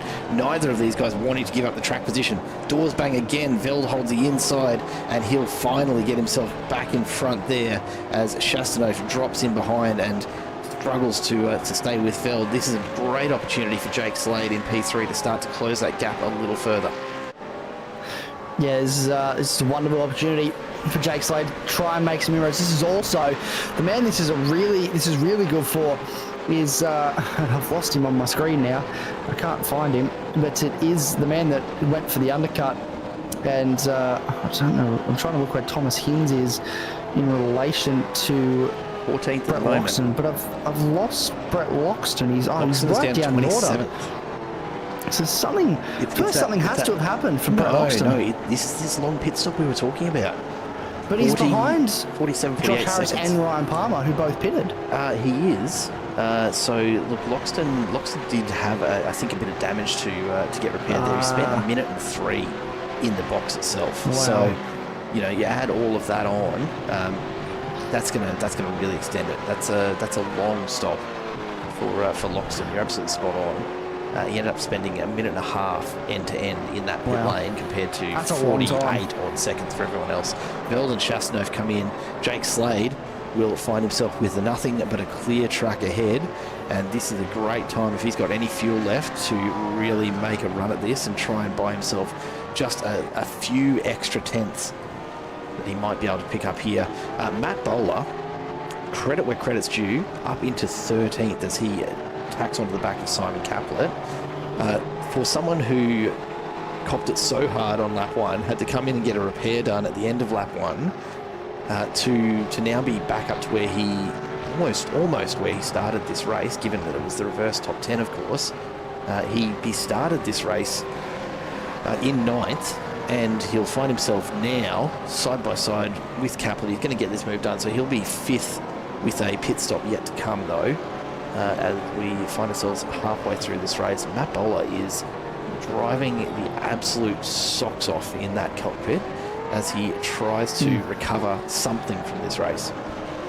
And the fact that it says on our screen, on our little totem here, +4, does not do it justice. Yes, he's gained 4 spots from where he started, but he has worked so hard in this race, and I'll be interested to see where he does actually come out once he's done his pit stop. He's still lapping in the 49s at the moment on these used set of tyres, and he is working extremely hard. I would also be remiss if I didn't, for our Revolution e-racing driver or fans in the chat that are watching along, it is currently a 1-2 for Revolution e-racing with Jake Slade and Will Buchanan 1st and 2nd on the road at the moment. So they'll be hoping for a stop the count now and get that pause so that it stays that way. But I just thought I'd shout that out. This is a battle. These guys have stopped. So Harris, Palmer and Ben Morris have all stopped in this race.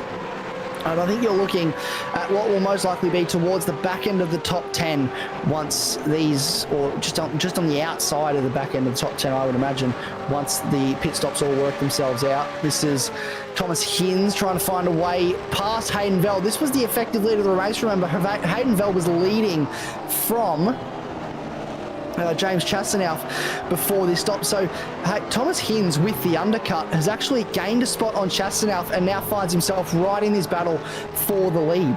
Hinz is going to be running really tight on fuel, I suspect. He actually spent, call it a second and a half less time in the box than either Veld or Chasseneuve.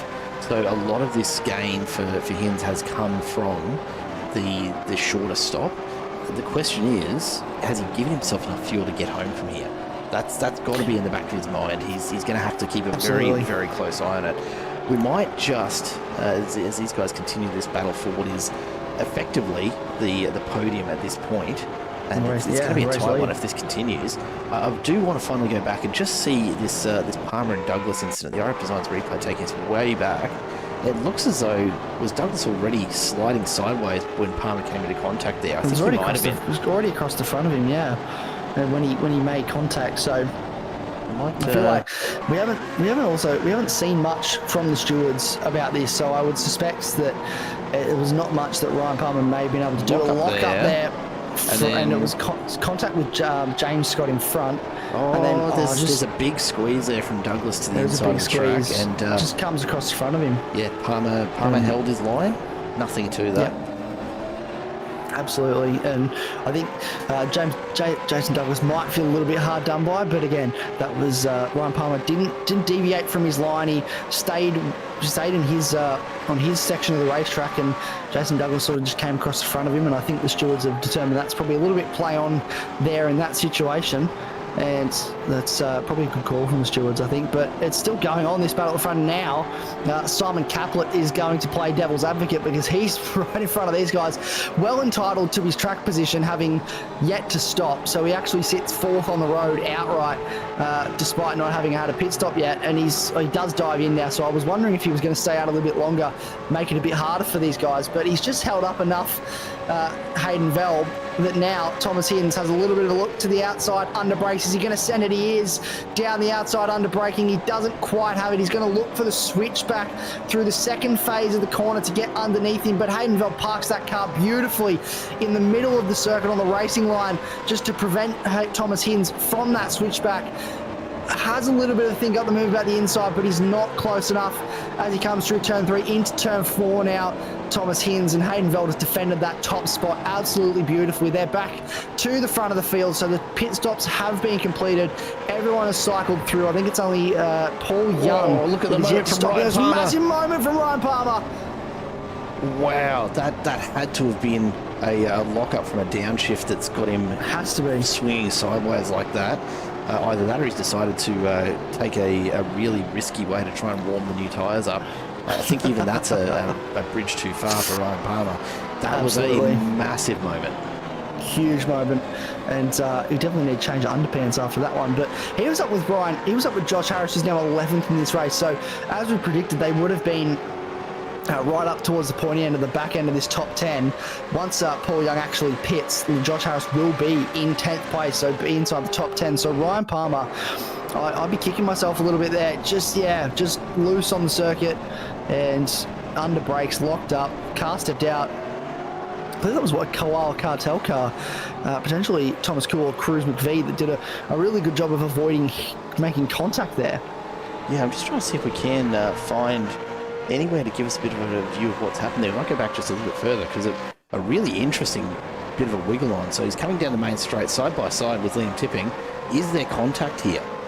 He squeezes Tipping. They're side by side. They fly past Jamie Dyke, and just a little bit of the wrong contact at the wrong time, maybe. You know, Palmer avoiding Dyke coming out of the pits, Tipping just in the wrong spot at the B pillar.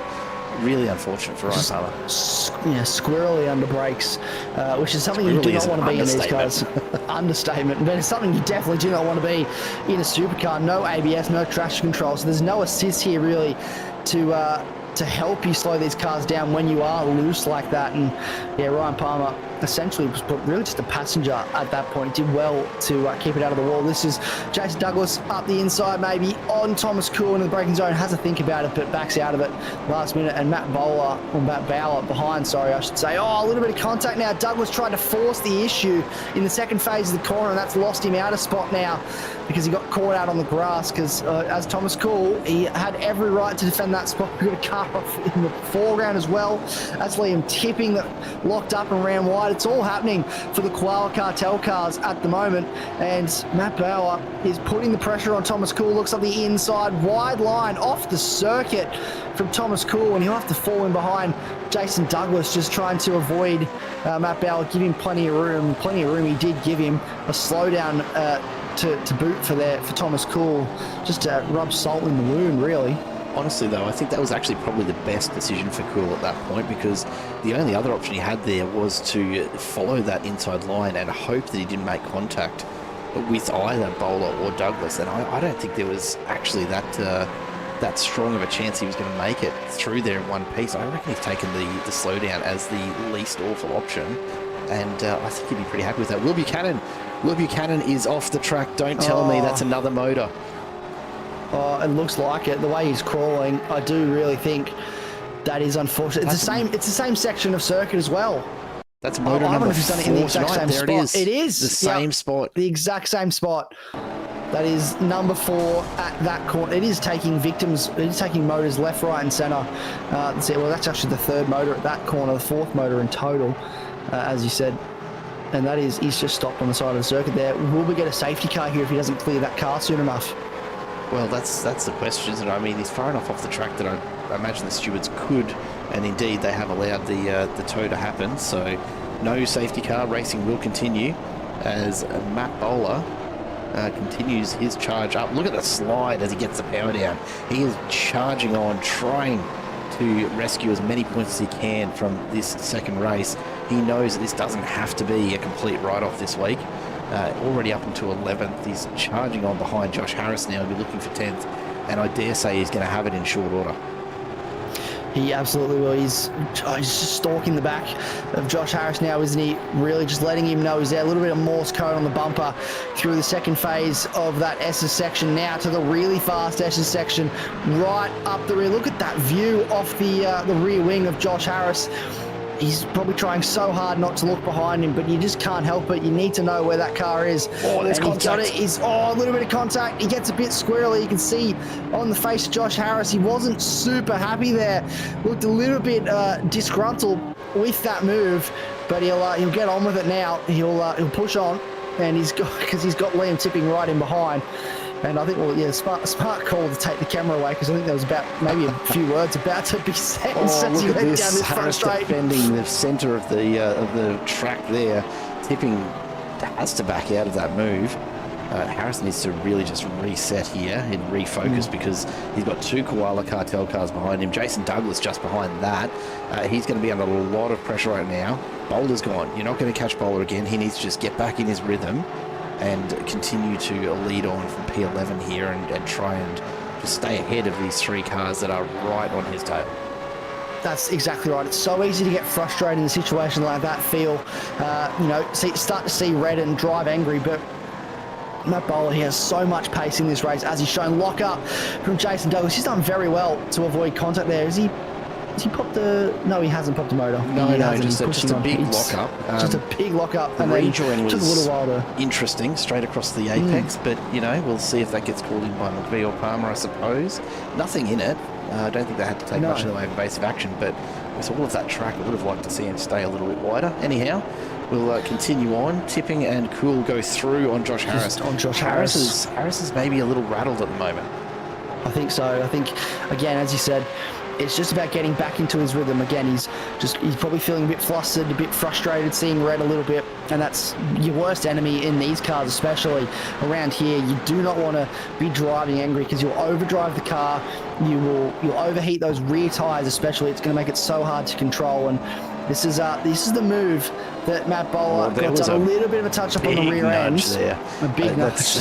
Look, just a hurry up. It doesn't look like much. And yeah, the flashing lights from lights. Harris, absolutely, because would have ended so badly for Josh Harris. Making contact sideways across the rear bar as you're about to hit the brakes, that was a hyper aggressive attack from Bowler.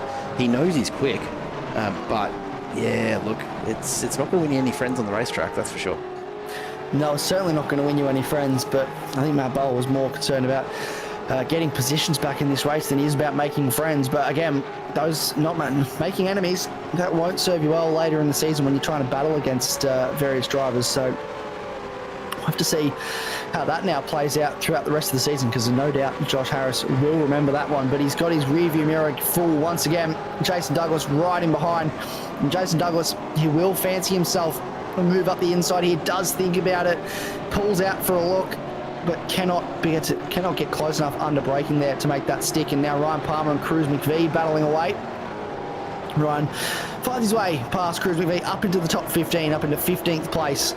And again, he's on a bit of a comeback drive after a bit of an issue earlier on, and trying to push his way through the field with after another Koala Cartel car who had contact.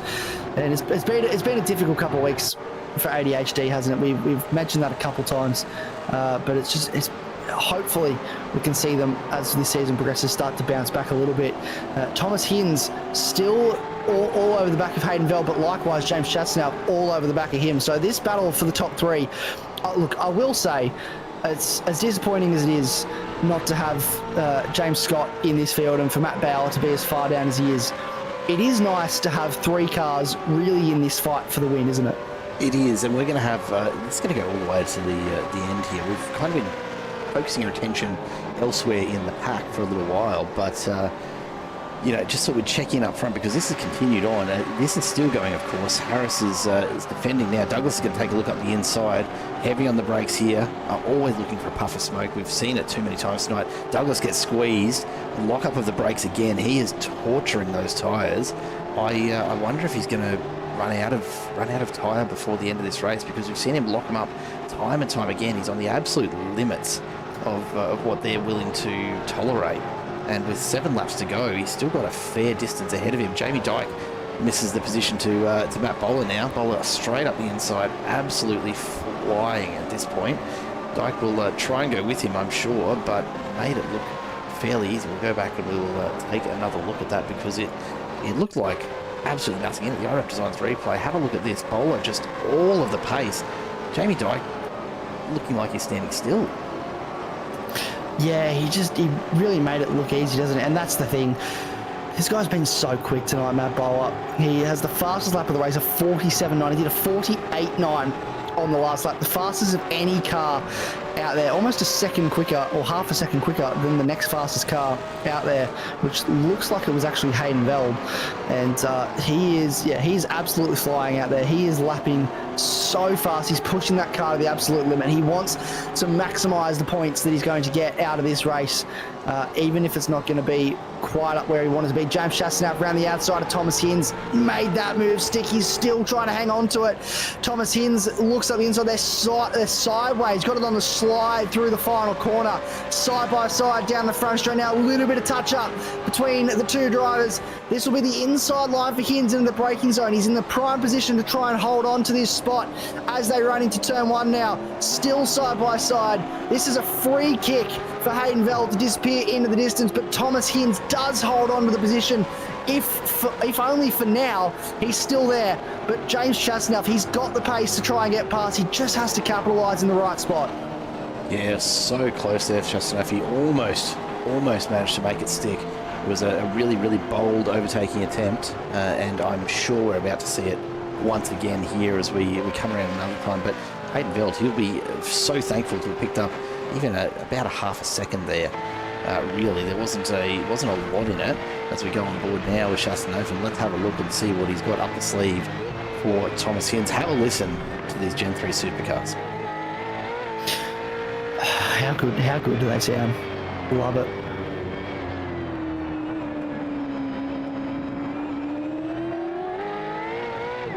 Two and a half tenths the gap on the way out of the turn and up the back straight, and that is closing. Will he be able to get close enough to have another crack at this, I wonder? I don't think he's quite going to get there, but the time is just bleeding off. Look at that, down to a tenth and a half by the time we reach the crest. He has a big look up the inside. He's not quite going to be there, but he really wants Hinz on high alert. He wants to try and force the mistake. Hinz, cool, calm, collected as always, just follows his line, and Chastain will have to just stick in behind for a little while longer. He certainly will, and he's it's just the power of the slipstream, isn't it? From Chastain from behind, sitting right under the rear wing. And you have to be right there for these cars, because they really don't generate that much of an advantage from the slipstream. But if you can get close enough, it is there to be had. The big thing to watch for, right, is the ability to get alongside and really push that air up and over the rear wing of the car you're trying to make the pass on. We saw it at Sydney Motorsport Park, 12 months ago now?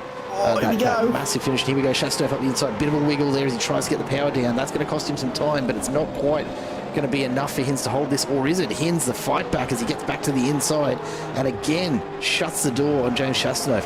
This is going to be a really tight battle. Hayden Veld now 1.8 seconds up the road. He's walking away with this with 5 laps to go. Disappeared. Yeah, he's going to be feeling pretty comfy right about now. He certainly will. He was under so much pressure from these two, and now it's almost like he's just disappeared, waltzed away into the distance. He'll be wondering where everybody's gone. But it is, Hayden Veld is just a massive weight off his shoulders, and Eclipse Sim Sports just continue to be absolutely rapid in these V8s. They have some really fast drivers, don't they? But we talked about, again, back onto the draft. So with these low downforce Gen 3 cars, you don't really get a rear draft, as you spoke about, but the side draft in these cars is absolutely massive. As you said, we saw at Sydney Motorsport Park 12 months ago now, with, I believe it was Cam Waters and Brock Feeney at the end of the race, just how strong that side draft is. And that's what you need to do, get alongside, and then that'll give you the advantage to try and find your way past the car in front. Here is Ben Morris, Dave started battling away for 18th place on the road, so probably not as high as either of these drivers would have liked, but it's been a difficult evening. Ben Morris down 14 spots in this race. Dane Snudden up 14 after pop motor. Up the inside now, Chastain. Can he make the move stick this time? He's got the inside line, a little bit of front to rear contact there. Touch up from Hinz to Chastain as he tries to switch back, but Chastain just holds his line, closes the door, and that is now second place for James Chastain. And he'll have a little bit of work to do with 5 laps to go to try and get himself that 2 seconds closed up to Hayden Veld if he wants to win this race. It's going to be a big ask, but in saying that, Veld is not actually pushing that hard at the moment. His last lap all on his own up there at 49.7. So he's not actually pulling massively quick numbers. Jake Slade back and forth ran a 49.5, a 49.7 from Nielsen, a 49.8 from Coleman.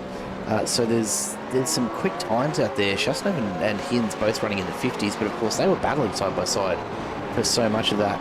And I don't know that Veld really needs to go that much harder at this point. It's best for him to just hang on to that position, because he's only got, what, 4 laps to go once he comes across the line here, and a second and 7/10 is probably going to be more than enough for him at this point, because of course here comes Thomas Hinds. He's going to be looking to battle on. That's just going to slow this pair down even further as they squabble over second place on the podium.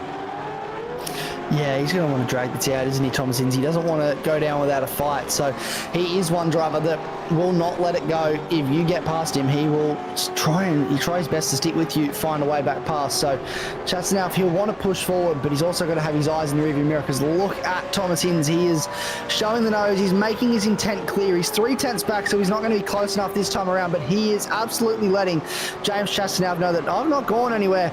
I'm still here, so do not forget about me. And this is a replay now. Dane Snadden, just steps out on him under brakes, grabs the looks like it was the outside front, the left front rear wheel, just locked up, and the rear end stepped out. We just had a really big one here. Josh Harris, Ben Morris, and Ryan Palmer. They all just come together. There it is.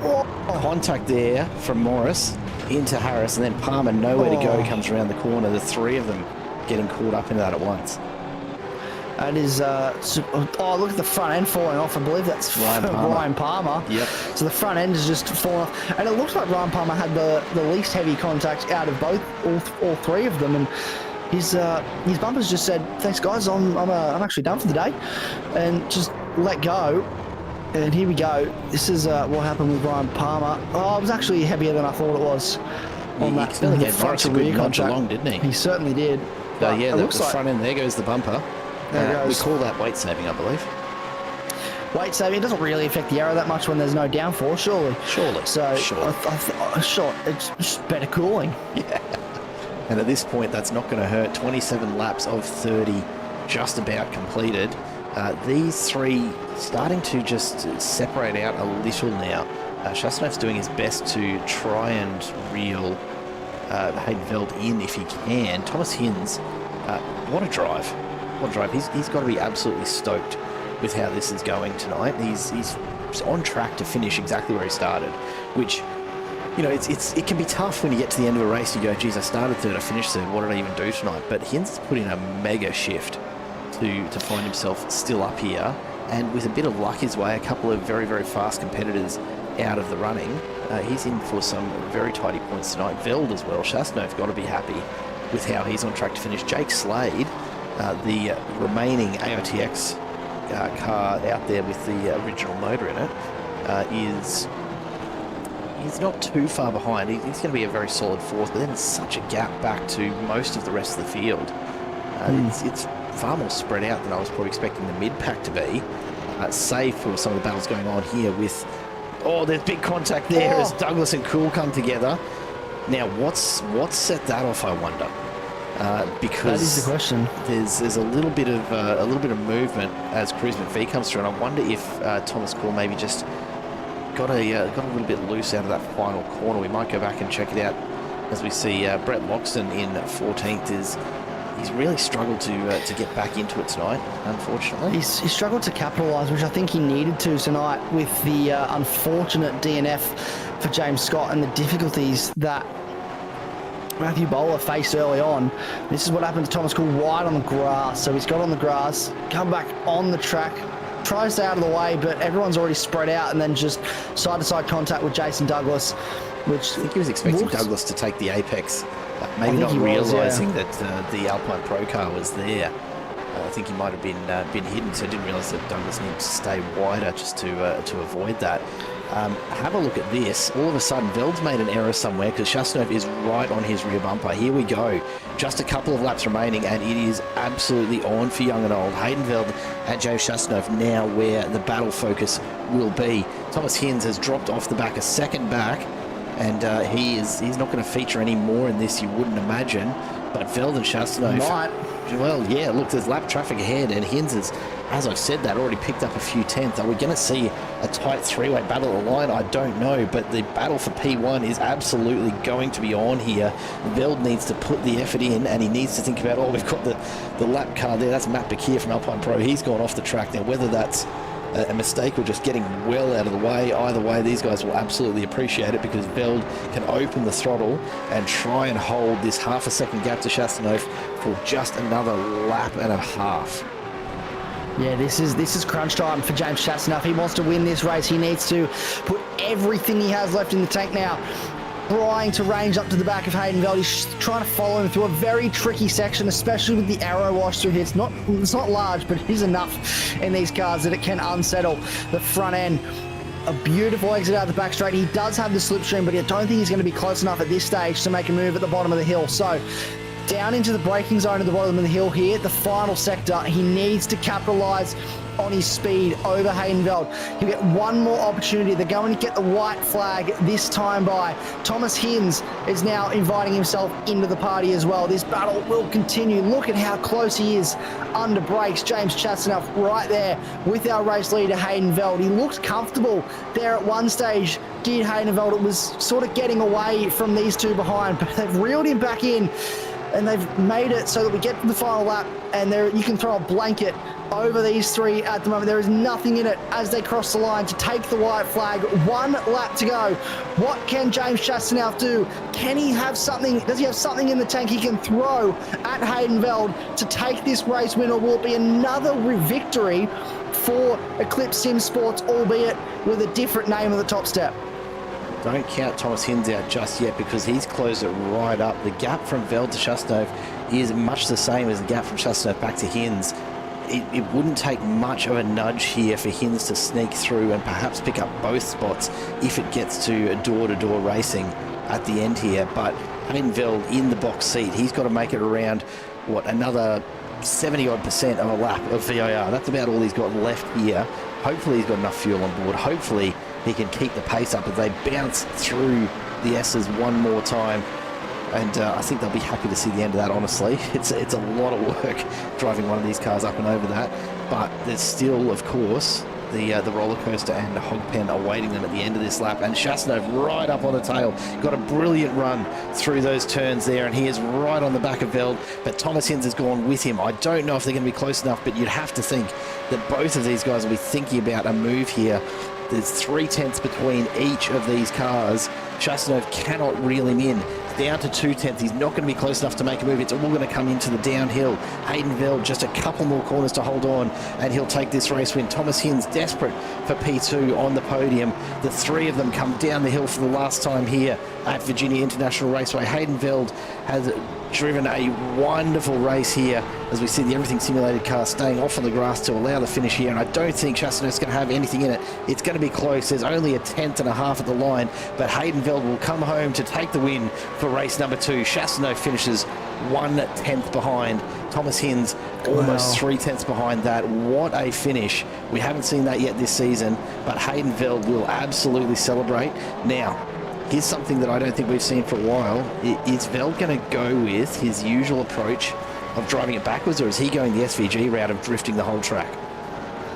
Why not both? Why not drift the whole track, then turn around, drive backwards? That's here it is. Here we go. No, here we go. Flicks it around. He's first sector drift. Now he's going to drive it backwards.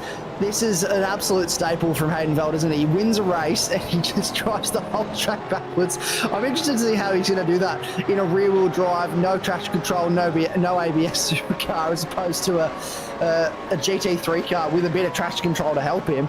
It's, yeah, what a staple. There's still a race going on, by the way. We haven't resolved this yet. Ryan Palmer trying to find a way past his teammate. Ben Morris might fancy himself a spot right here towards the line. They are really nose to tail here, but I think it's going to be Josh Harris from Ryan Palmer, from Ben Morris, 16th, 17th, and 18th. Simon Caplet gets the AM Trophy class win. Well done, Simon Caplet.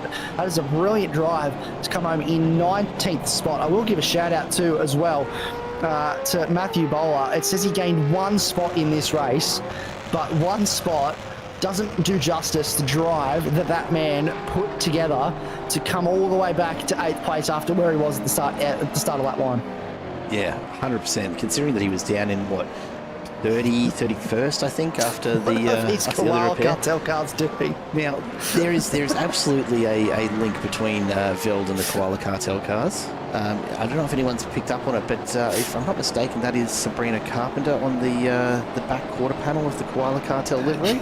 Yes. Veld is absolutely a Carpenter fanboy, and I have no doubt that we'll hear a little bit on that from him in just a moment. But a great drive. Come on, spin it back around, Veld. What are you doing? I think you might actually be out of fuel at this point. I think he's getting a push from Liam Jensen to get back. We've got the train We've got going Ryan on. Palmer as well. Oh no! You know what? If it gets him spun around, so be it. We're going to pick this up again and continue the backwards drive. Let's go and leave them to it while we do take a look at the results here from race number 2. So Hayden Veld takes the win. James Chastanoff in second. Thomas Hinz in third. 4 tenths separating the top 3 tonight. A much closer race than we've seen in any others so far this season. Jake Slade finishes just off the podium with Ryan Nielsen and David Coleman behind them. Massive shout out for David Coleman, up 6 spots, but his teammate Jamie Dyke finishing in 10th was up 17 spots. Huge mover up through the field. In between them, Liam Jensen, Matt Bowler and James Doyle in 7th, 8th and 9th respectively. Then Tipping and Cruz McVie and Brett Loxton, unfortunately unable to do any better than 13th in race 2 here, which would have been ideal for him, but couldn't pull it off this evening. Jason Douglas comes home in 14th ahead of Thomas Cool. Then Josh Harris and Ryan Palmer finish as a team. Ben Morris behind them. Simon Capel at the top of the M Cup finishes, and Paul Young brings it home in 20th spot. We've got a few drivers now waiting to have a bit of a chat to us, so we might start off with P3 as always, and we will just bring into the booth Thomas Hinz. Welcome on in, and congratulations on wrapping up 3rd place in that one. Thanks, Joe. Thank you. And it looked like a very hard-fought battle out there for a lot of laps. How are you feeling right about now? Yeah, a little bit sweaty actually. I'm very happy. I didn't expect him on the podium at any point this season, frankly. I just, with all the guys that have shown up, a lot of the really quick guys have rocked up this season, so I didn't really expect to be fighting at the front much. I was just happy to get top 10s, 15s, but good clean first race, and then put me to spot here. Obviously, there's a bit of shenanigans early on. I was able to pick my way through, and and then just kept a good pace. Surprised myself this round. Actually, a lot of it seemed to actually have good pace. I think I just blend really well with VIR. I've always really enjoyed the supercar around here.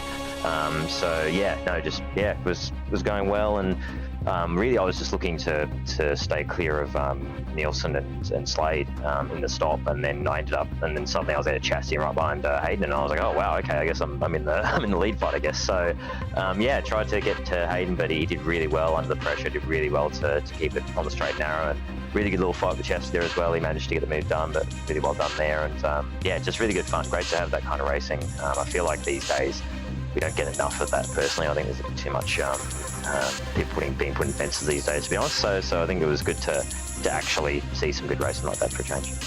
Let's talk very briefly about your pit stop, because you were a good 1.5 seconds, almost 2 seconds quicker in the pit bay than Veld or Hinz when we had, than Chastanoff, sorry, than when we had a look at it.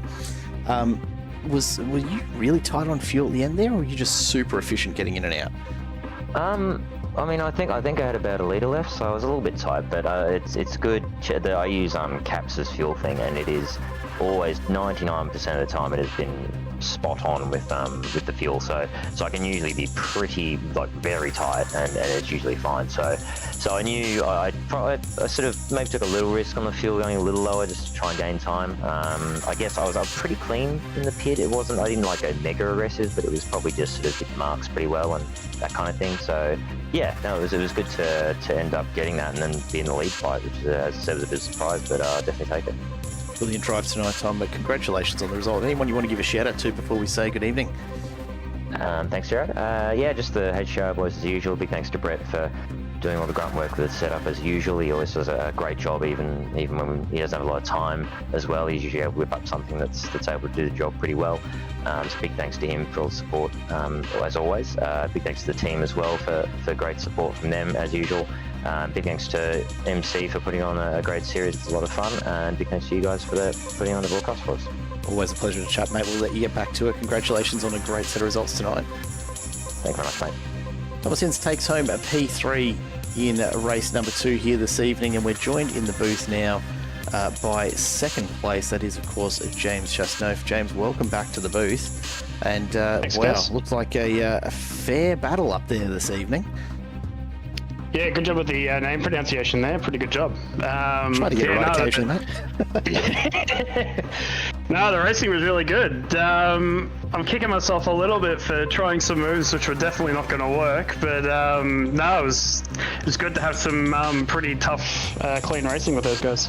And VIR is not exactly the easiest place to get a pass done, is it? Yeah, well, I think it's not so much that it's hard to pass. I think it's easy to defend. So if you can pick the line right, it's really hard to get around someone. So yeah. Now, tonight obviously we saw a huge number of popped motors, which we know the Gen 3s are, they're pretty prone to it.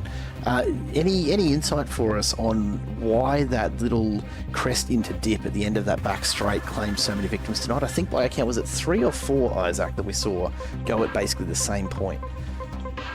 It was 4. It was 4 engines, 3 at the same point down the hill. Any insight on that one from your perspective? No, not sure. I can't say I've popped an engine at this track yet, so yeah, not too sure why. I guess people are trying to downshift too early, and I'm not sure of the spot either. Sorry. No, it's all right. Like just prior to the entry to the roller coaster and hog pen as you come down the hill for the final time, off that back straight, come over that last crest into the dip, and as you start to come back up the hill, that braking zone claimed 3 motors tonight. Yeah, right. It was an unusually high number of motor destructions that we saw tonight. Yeah. But look, you've managed to survive it yourself pretty easily, so it's obviously not a concern for whatever's going on under the bonnet of your car. And I'm pretty sure your mechanics will thank you for the sympathy later on as well. Yeah, big shout out to the Ford engineers. Not many people do that, from what I hear. But anyway, we'll allow a shout out to them. They don't. No, mate, a great result tonight. Some awesome battles on the track. It was an absolute delight to watch. Is there anyone you want to say hello to or give a shout out to before we do let you go this evening? Yeah, big thanks to the guys running the series, Paul, Ben and Ryan, all working together. Big thanks to our sponsors, Taka, One Sport, Grundy's Waste, Frosty's Kitchen, and yeah, so a big shout out to the bar guys as well. Mate, a fantastic drive. Congratulations, James, and congratulations, of course, on the points in this early stage of this championship. Yeah, thanks guys, thanks for running it, and yeah, good fun. James Chasnoff takes P2 there in race number 2. And we of course go now to the... we've just pulled him in mid-conversation, of course. We have a tendency to do that, and I'm sure you'll forgive us. Hayden Veld, welcome back to the booth, my friend. Hey again. Mate, that was one of the closest final 10 laps I think we've seen, not just this season across V8s and GT3s, but in about as long as I can remember. How much are you sweating right now? A lot, yeah. It actually got to about probably 8 laps to go when I was trying to figure out if I had enough time down the back straight to take my shirt off, because it was pretty hot in here. I did not have time, in case you're wondering. I got halfway through and had to back out. But no, it was, it was a good race with all those boys, and it didn't help. I was tight on fuel as well, so when those two battled out a bit of a 2-second gap, I got hard on the clutch and relieved myself a little bit there. But no, it was great fun with those boys. Cinzy, Chassis, always race well, fair, clean. But yeah, a bit of door rubbing here and there never hurts, but it's all clean. It's supercars, isn't it? It wouldn't be the same without a little bit of panel damage at the end of it all. Awesome spectacle from our perspective. From yours though, just how just how frustrating has it been? I'm sure you were chatting to the teammates, Matt Bowler, and of course, with the engine going for James Scott early on, a lot of hopes resting in your hat from pretty early on here tonight, mate. Did you feel the pressure from that, or was it fairly straightforward? I'm going to be completely honest, I was not speaking to them at all. Oh, there you go. Just out there on your own. I was with the Koala boys, helping them out, so I didn't even know what happened to James. Didn't know what happened to Bowler. I think he pitted early. I don't know what happened. We can fill you in. James popped the motor, and at that one point there, and unfortunately for Bowler, he popped some pretty nasty hits in that lap 1, turn 1-2 incident, and definitely needed some repairs. So a massive fight back from him to get back up into 8th from down in 31st, I think it was at one point there. Dead last. Yeah, dead last back up into 8th in a massive drive. But yeah, okay, so look, mate, you were blissfully unaware and enjoying your time up the front there. VIR, happy to come back here in supercars, or was it a bit of a tough one tonight despite the results?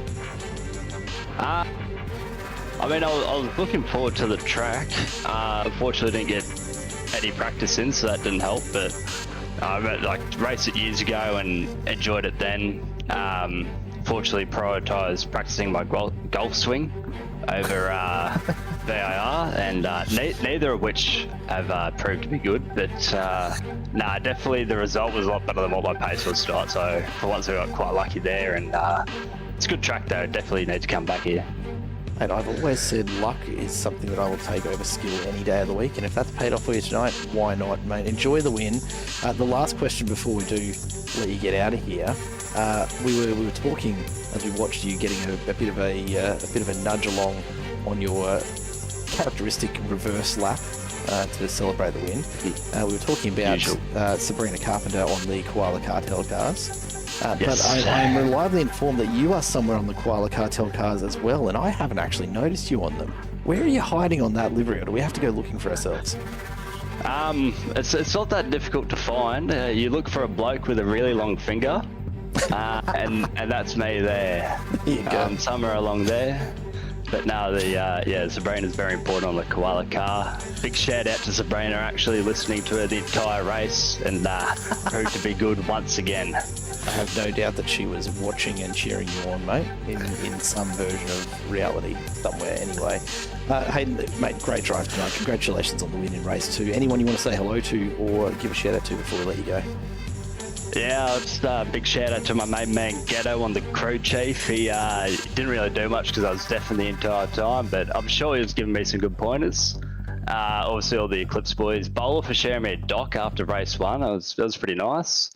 The Koala boys, obviously all you guys, awesome broadcast, awesome RC. It's a great series, and hope to see you again. Always a pleasure to chat, Hayden. We'll let you get back to it. Hey, Root. Hayden Veld takes our top spot in race number 2, and certainly an interesting perspective as always from Hayden Veld. It's always good fun getting him in the booth and having a bit of a chat about the race afterwards. And I'm still not sure just how he manages to drive in the rear view so well when he is doing that final lap, mate. Yeah, he's. I find it quite funny that he's, well, not funny, but it's interesting that he spent the whole time listening to Sabrina Carpenter. That's what motivates him, really, isn't it? Just sitting there listening to a bit of espresso, just to really get him going in the sim rig, just to really open his pace up. So, yeah, what a night it was from him, and all those guys had a wonderful evening. And I'm just looking at what it's done to our points, because there's been some big changes. Yeah, and look, this is of course before any further drop rounds are calculated, so undoubtedly there'll be a couple of drivers who will drop tonight from their list of results. I think Matt Bowler will be one of them, James Scott certainly will be. So this will, look, until we get to later in the season, this doesn't tell us a great deal. Hayden Feldo has done a cracker tonight, as has David Coleman, both of them picking up a really solid haul of points. So even after the drop round, expect them to find themselves in the contest afterwards. But James Chastanoff, great result for him. It'll allow him to drop a less productive round from his standards at some point. The pressure now really becomes the top competitive drivers who have had to use this as a drop round. it's going to be really tough because you're now facing 7 more rounds ahead of you. My math's nearly good, I'm pretty sure it is. But seven more rounds to come, and you can't afford to have a bad week. Yeah, and that's the consistency that we spoke about, isn't it? You have one bad week, and all of a sudden, every other week needs to be a really good week. Otherwise, you're going to struggle with this championship. It's so competitive. We've seen that tonight. As soon as someone makes a mistake, there's 3-4 other drivers there ready to battle it out for that top position. Hayden Veld's up 18 spots in this championship, so do not discount him out of being in this championship fight yet, because he is absolutely flying. So that is the challenge that our drivers are going to face the remainder of the season. Someone like James Scott, someone like Matthew Bowler, who has still gained spots tonight, but would have been a difficult night for him. Brett Loxton as well has lost a spot. So they've had difficult evenings. James Scott especially. He cannot afford another round like that for the rest of the season. He has to be almost perfect from here on out to get himself back in this championship fight. No pressure at all, I'm sure, considering some of the early results we've no seen pressure. from him. No, he'll be fine. Well, that will bring us to the end here for round 3 of Virginia, the MC Motorsport Domains2U MCV8 series. We'll take a break next week. Of course, it is Australia Day on Monday next week, and so it will be a public holiday. No racing happening, but we'll be back into it the following Monday. Stay tuned to Simple Racing Broadcast, of course, though, because we have plenty left to come this week. Tomorrow night, the ASR Supercars hit the track once again, and then Wednesday night we're back with MC Motorsport for some GT3 action. I know about you, Isaac, but I cannot wait to see it. It's going to be another really, really solid week of racing. Yeah, super excited for ASR tomorrow night. Looking forward to being back in the booth once again for that, and that's going to be a really good race at Catalunya tomorrow night, so really looking forward to that.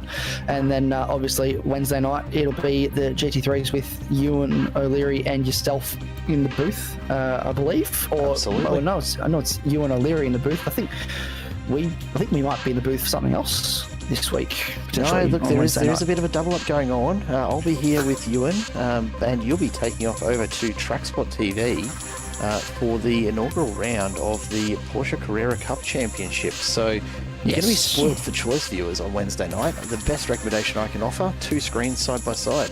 Watch them both at once and keep us in the loop on what's happening across each of them. But until then, we've got a bit more racing action to cover, so don't go anywhere. Make sure you're subscribed. Do give us a like down below if you've enjoyed the coverage. It does help us get more eyes on these broadcasts, and more iRacing with great league action is never a bad thing. Thank you so much for being with us once again this evening. From everyone on the team here, take care. It is goodbye for now.